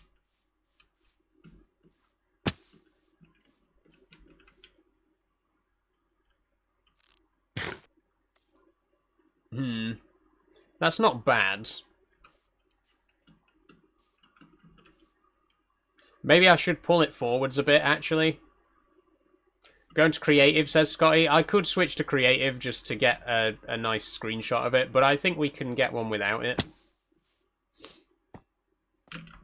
I just need to climb over and back into the cab.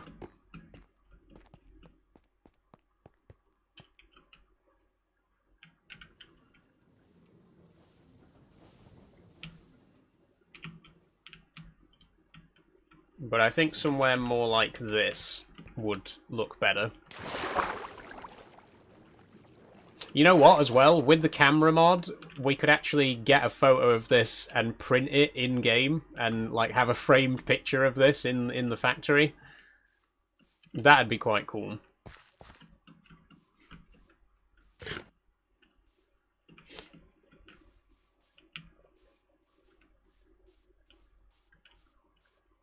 Oh, yeah. That's it. That's good.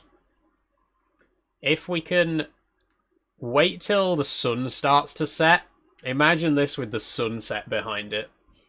That'd look good. Imagine what it's going to look like with carriages as well. I haven't built the carriages today, but it is going to have 5 carriages, so it's going to be a full-length passenger train.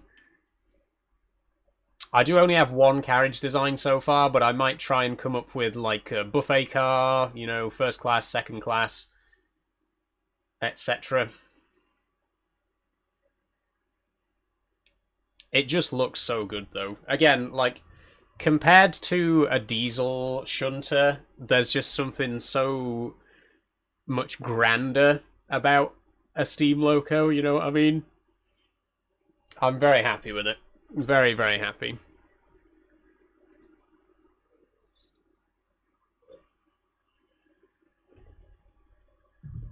It might take a while to get dark.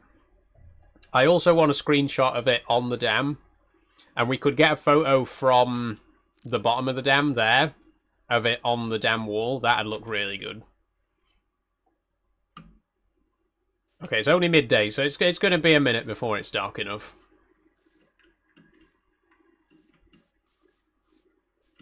As long as I get back to it before sunset, because I just think it's going to look so cool if we can get a photo of it with the sun setting.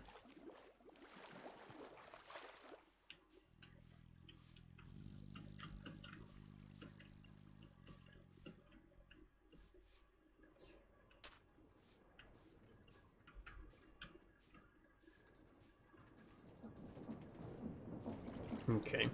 Whilst we're waiting, I do have some stuff to clear away. Like all this loco metal can go away, all the striated concrete.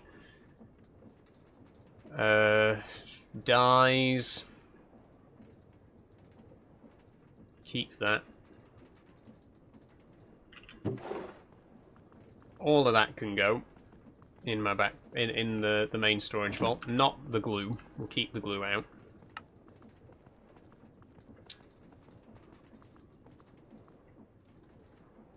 Yeah.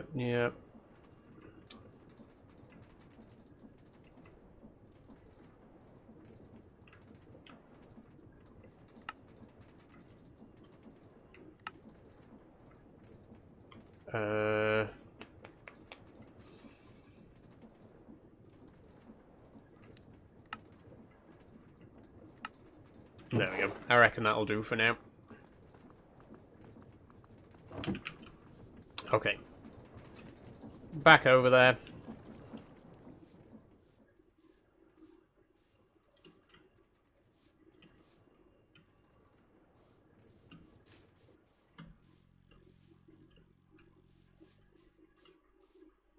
Oh, just look at it though. Can you imagine this running around the factory once we've completed the rail network? Or at least, you know, got a complete loop?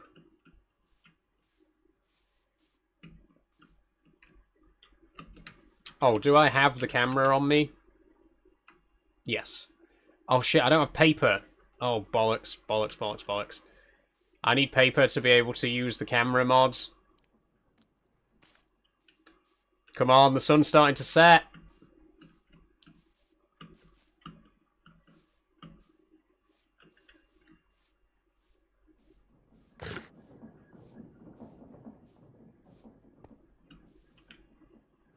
Paper, thank you. Go, go, go, go, go.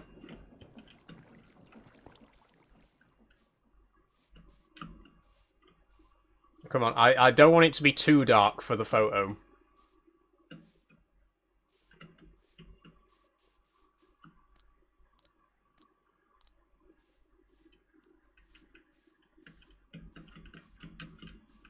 Oh, the sun's set too far now. For God's sake. Actually, it could still work.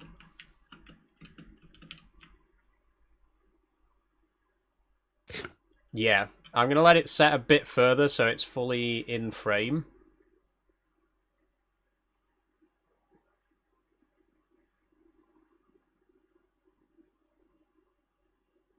Come on. And... wait.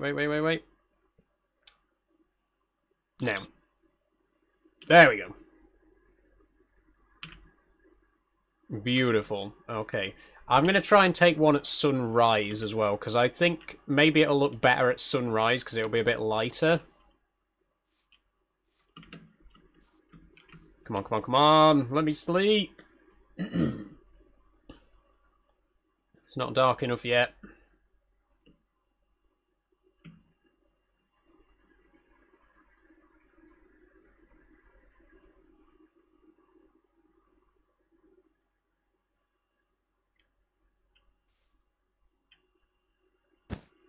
There we go.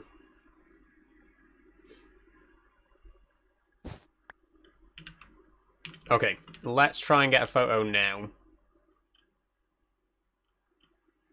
Oh, yeah. I think that looks better, honestly.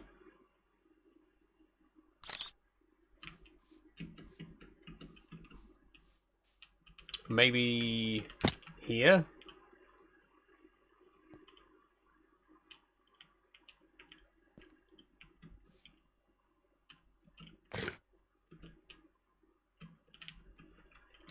Or...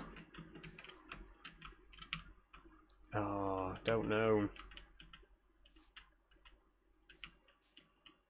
Move that. Oh no, I didn't mean to take a photo then. Shit. I wanted to go here. Oh, we've lost the sunrise now, but that's still not a bad shot.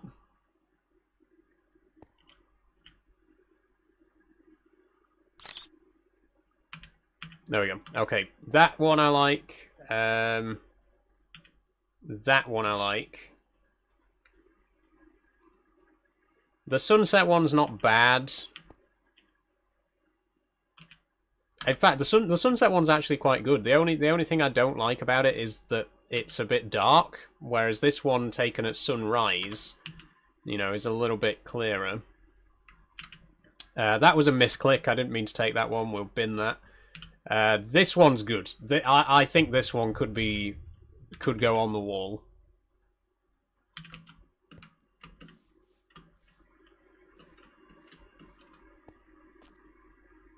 Okay. So I'm going to take this. I'm going to take the train round to the dam now, because I think we could get some nice screenshots over there as well.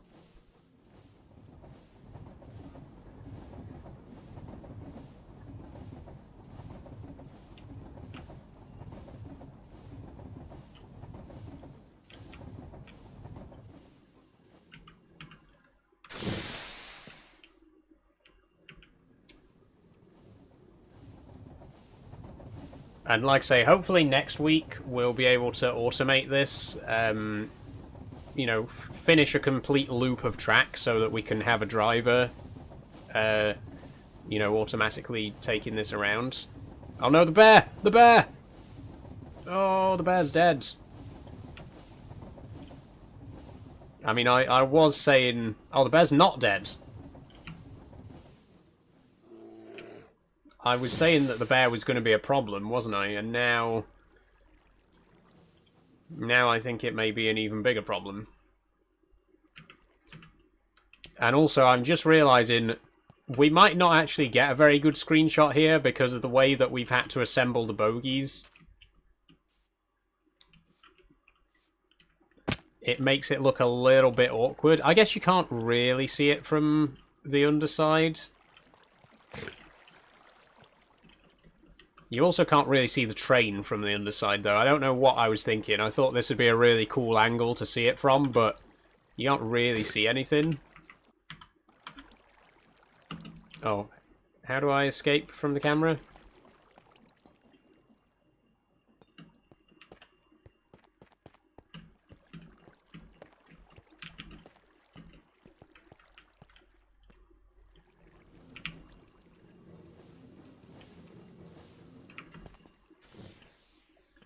Okay, how about here? No, that's even worse. You'd have to be, like, way back here for that to really work.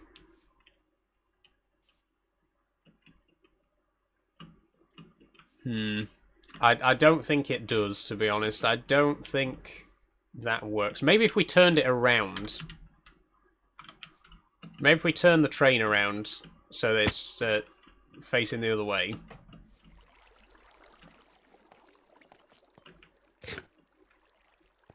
Which I've just remembered we can do...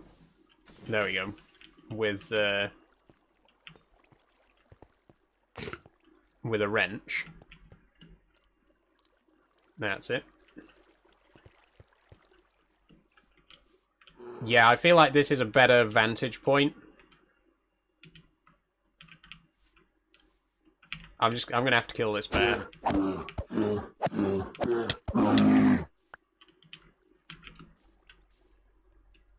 Had to be done. Oh yeah, that's better. Could we get even lower?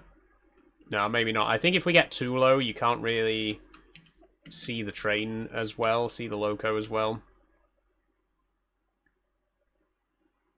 That's good, though.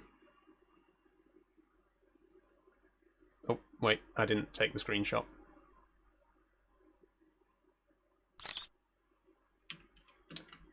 Could we maybe get one more from somewhere? If we pull it a little bit further forwards, we could get one from here. That's good, though. That's a really good one.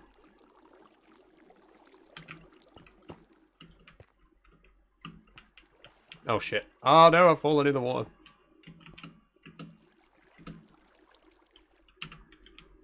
Okay, forwards a bit more to about there. Ah, no!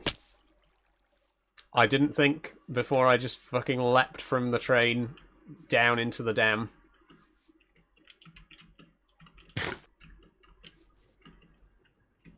But I feel like this could be a good spot because it also gets the hydroelectric dam in the background, which is cool.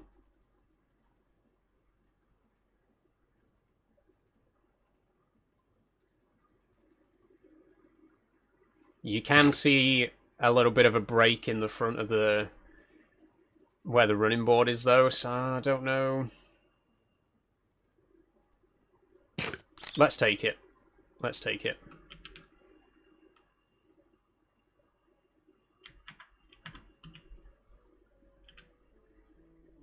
It's not bad, actually. I kind of like that one. Okay. That's enough screenshots. That's enough playing with the train for today.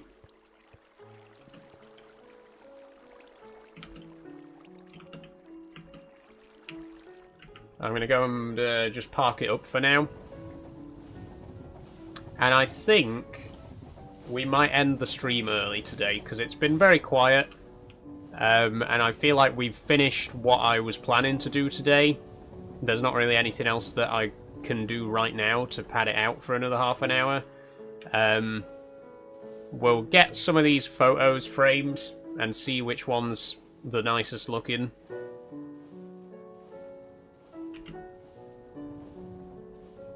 But yeah, I think we'll call it a day early. Maybe in about 10 minutes or so.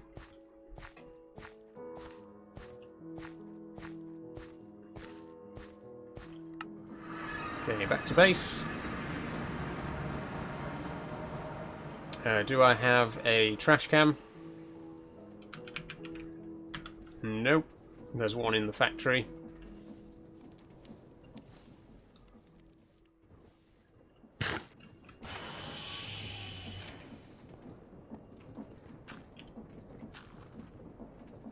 I'll get rid of the bear hair as well. We don't really need that for anything.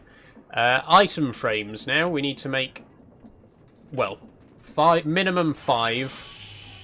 Well, maximum 5, because that's how many pictures we got. But I don't know if we're going to frame every single one of these pictures.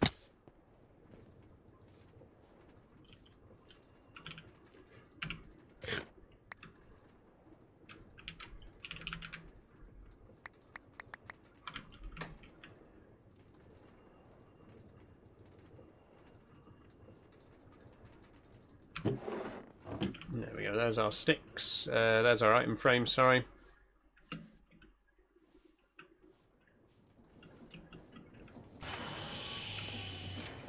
Okay, let's try and put one of our pictures up here then. Which one shall we frame first?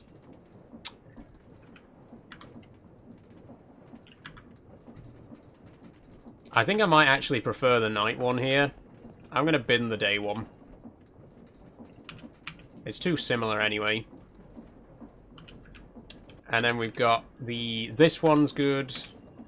And we got 2 low angle ones. But I think we'll frame this one first.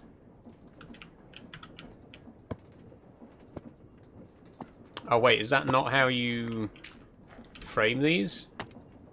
Oh, you don't need item frames, you just right click. Right. Shift and right click.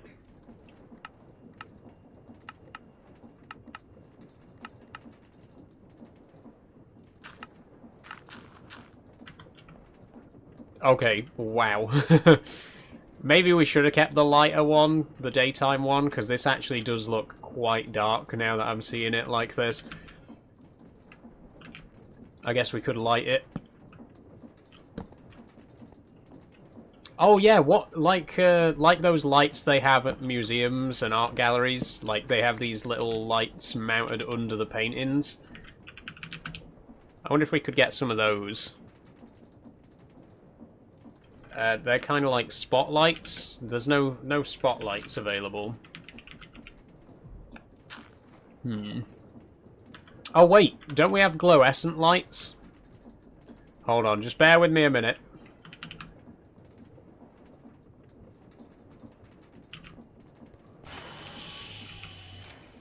I think glow-escent lights could be perfect for this.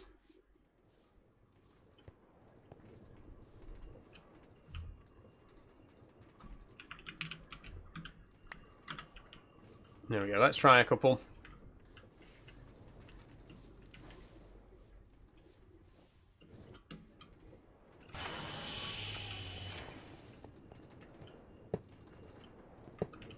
Oh, we can't put them sideways.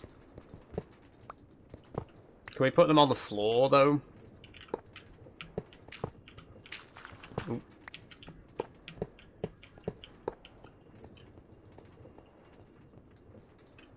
Yeah, that kind of works.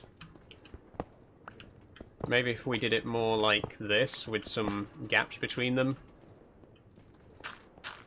Yeah, I like that. I like that. I'm actually going to make it a bit smaller because I want to put another picture next to it. We'll make it 5 by 5. Oh, sorry. Not 5 by 5. Oh, wait.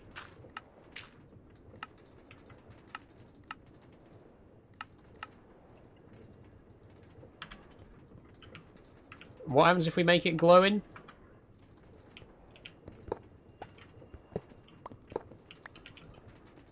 Ah! Okay, if we make it glowing, then it like, has a backlight on it. Yeah, we'll do that. We'll do that. There we go. That is so cool. And I think eventually we can, like, get other screenshots of other vehicles. I'm just thinking, this could actually work for the museum as well, because my long-term plan, once we've finally been to space, I want to make a museum, like a huge museum, where there's each room of the museum represents a different planet. So, like, we'll bring back Mars rocks and Moon rocks, and we'll build a little room in the museum that is like a mini Mars biome. And I'm thinking we could get, like, photos from different planets and, like, blow them up and have them on the walls in the museum. That'd look really cool. Let's have the dam one.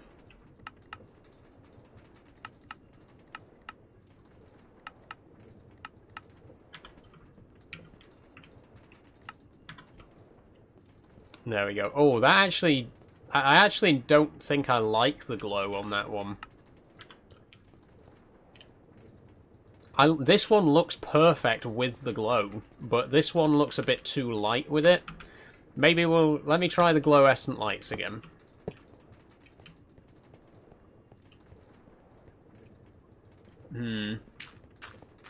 Maybe the lighting just isn't quite right on this screenshot in general. Oh, shit. Oh, fuck. I've just put a hole in the factory wall. That's because I've got my super fast pickaxe that I shouldn't be using.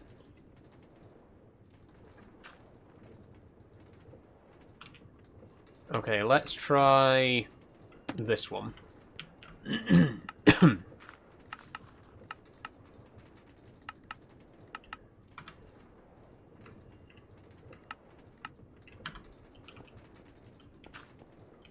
Glowing. Oh. Nah, no, see, it doesn't work. It just doesn't work. It's too bright. This one's perfect. I think we'll just keep this picture for now, and eventually we'll find another good one to put here. Like, they're all not bad screenshots, but they just don't all work perfectly as actual pictures in-game. This one does. This one looks really good on the wall like that. I'm really happy with that. I wish there was some kind of frame that we could add. Like, I wish that was an option to add, like, a decorative frame. Because at the minute, it just looks like a really big photograph, you know? I like it, though. I love it. That is a really, really cool screenshot. I love the train. I love the loco that we built today. It looks really cool. I'm very, very satisfied with it.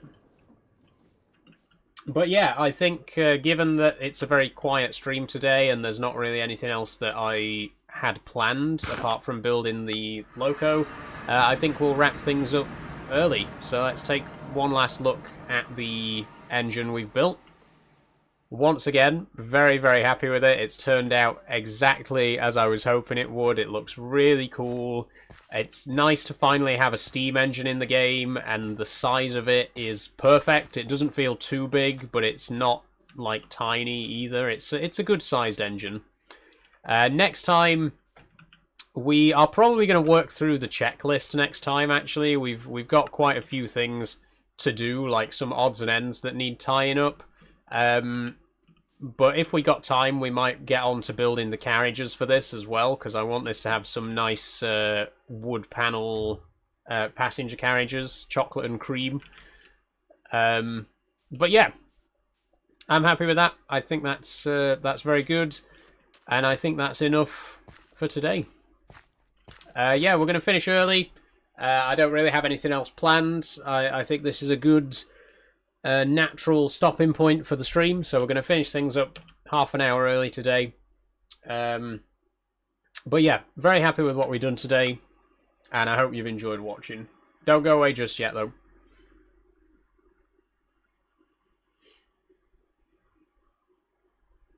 Can you read us a story? No, no stories.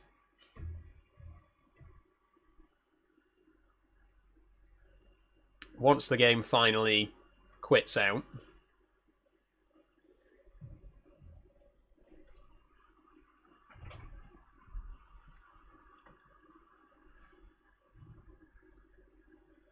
God, it takes its time, doesn't it?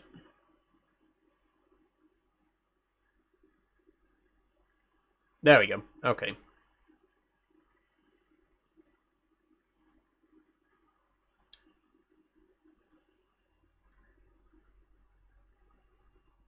Okay, so that's all for today's stream. Thank you very much, everyone, for joining. I do hope you've enjoyed. I'm just putting on some music. There we go. Yeah, it's been a good one. It's been quiet again. I was hoping, you know, after Friday's farming sim stream, I was hoping we might have finally hit it big and we might get a few more followers today, a few more views. Unfortunately, it's been a little bit quieter than expected, but we did still get 6 new followers during the stream, which is very much appreciated, and I've enjoyed the actual game. You know, we got a lot done today. We built our brand new Steam Loco, which I think looks amazing, so I'm happy with what we've actually done in-game. I'm also just noticing that I didn't quite put enough lipstick on, and my lips look really, like... there's not quite enough coverage there. It doesn't matter because we're finished now anyway. It's the end of the stream. What's for dinner, says Charlie? I don't know yet. I'm going to go and have a look in just a minute. The next live stream is going to be... Sorry. Next live stream is going to be tomorrow. We're going to play Euro Truck. I completely forgot to mention... what I was going to tell you at the start of the stream. I mentioned at the start of the stream that I've had a really hectic weekend, but then I never explained why. So yesterday, my brother's cat gave birth. She's had 3 babies. It was a very stressful day because she has never had babies before. It's her first litter, and she was struggling after the first one. The first one came out no problem, like 9 in the morning. But then she didn't have the second one for like 4 or 5 hours. So we took her to the vet. vet told us that she might need an emergency C-section, which would have cost us £2,000 up front, which obviously, as much as I love my brother's cat, we couldn't pay that. Then she recommended that we take her to the Animal Trust in Barnsley because they could do it for £1,000, which was a little bit more manageable. Still very expensive, but more manageable. So we got a taxi to take us over to Barnsley, and as soon as the taxi arrived to pick us up from the vet to take us to the other vet, she had a second baby. So we got to Barnsley. Instead of giving her a C-section, they gave her a jab of oxytocin instead to induce her a little bit and help her contractions. And then on the way back home, she had another baby. So we got home. It cost us 300 quid altogether to visit 2 different vets, but at least we didn't have to pay £2,000 for a C-section. So we got her back home. She's had 3 babies. They're all healthy. They're absolutely gorgeous. As soon as they're old enough, we're getting her done, so she can't have any more. But it's so it was a very stressful day, but very, very relieving at the end of the day. Because we were so worried. When we got her to the vets. And they said, look, you're either gonna have to pay £2,000 for a C-section, or she might have to be put down. And I was like, are you joking? She's like a perfectly healthy cat, and just because we can't afford to pay a vet bill, she's gonna be put down. But yeah, then they told us, we could try taking her to Animal Trust in Barnsley. It might be cheaper. And in the end, she didn't need it. In the end, she was fine. It just took a long time for her to have all 3 of her babies. Between the first and the second one being born, it took 5.5 hours. That is not normal. It is not normal for a cat to have 5.5 hours between babies. They're supposed to be like roughly every hour. So yeah, it was a very stressful day. Almost cost me £2,000. Well, almost cost me and my brother £2,000. But in the end, it only cost us 300, and we got 3 kittens. So yeah, happy ending. All's well that ends well. Can we see them, says Charlie? I'll put some photos in the Discord, Charlie. I can't show you now, because obviously they can't be taken away from the mother for long periods of time. But I'll put some screenshots. I'll put some photos of them in the Discord server, as well as Mum, so that you can see her. But yeah, we've decided we're going to keep one of them. My stepmom's asked if she can have one, and then we've got a neighbour who could potentially take the 3rd one. So we've already got homes for at least 2 of them, and possibly all 3. So yeah, it's a happy ending. But yeah, that's it. That's the story that I wanted to share. That's why I've had such a hectic weekend. But it hasn't disrupted the schedule at all. We should still be on track with all the upcoming videos and live streams. So with that being said, Euro Truck tomorrow, and we are going to be doing a convoy again. Wednesday, I wasn't planning on streaming on Wednesday, but I'm going to do an extra Resident Evil stream, because I loved the game so much, I didn't want to wait 2 weeks to play it again. So yeah, bonus Wednesday stream this week, and then Farm Sim on Friday, and Subnautica on Sunday. So very busy week. That's 5 days streaming out of 7, which I don't do very often. I don't normally do that many streams in a week. So yeah, tomorrow Euro Truck, Wednesday Resident Evil, Friday Farming Sim, and Sunday Subnautica. That is the plan. With that being said, thanks very much everyone for joining. If you would like to support me financially, please do consider checking out the Discord server like these fine folks here. Thank you very much to Kate, Jess, Danny, Riley, P, Amy, Marika, Charlie, sorry I missed Charlie, Aaron, Liam, and Matt. Thank you all so much for supporting me over there. If you'd like to get your name on this board, it costs £1 a month. You get access to behind-the-scenes content, and you'll also be supporting me in what I do here on TikTok, YouTube, and elsewhere. I just posted a 25-minute behind-the-scenes video a couple of days ago that you can watch over there. And yeah, it helps me out. It helps me out. There's various options when it comes to monetizing content like this. But I don't really want to be... I don't want to take sponsors. I don't want to do advertisement and stuff like that and product placement and whatever else, because to me, personally, it feels a little bit like selling out, you know? I would much rather make money from people directly supporting me through something like Patreon, rather than taking a sponsorship and, you know, being like, oh, buy this drink, it's really good, because, you know, I just feel like this feels it feels a lot more genuine to have people support me this way, you know. So once again, if you would like to support me on Patreon, it only costs £1 a month. And thank you once again to Kate, Jess, Danny, Riley P, Charlie, Amy, Marika, Aaron, Liam, and Matt. With that being said, that's all we got time for today. Actually, look at that. As soon as I hold the Patreon board next to me, the lighting on the camera is perfect. As soon as I move it away again, it's way too bright. If I just keep it here, the light level is perfect right now. So thank you very much, everyone, for watching. I will see you tomorrow for Euro Truck Simulator. Enjoy the rest of your evening, and goodbye. That's it. Bye-bye.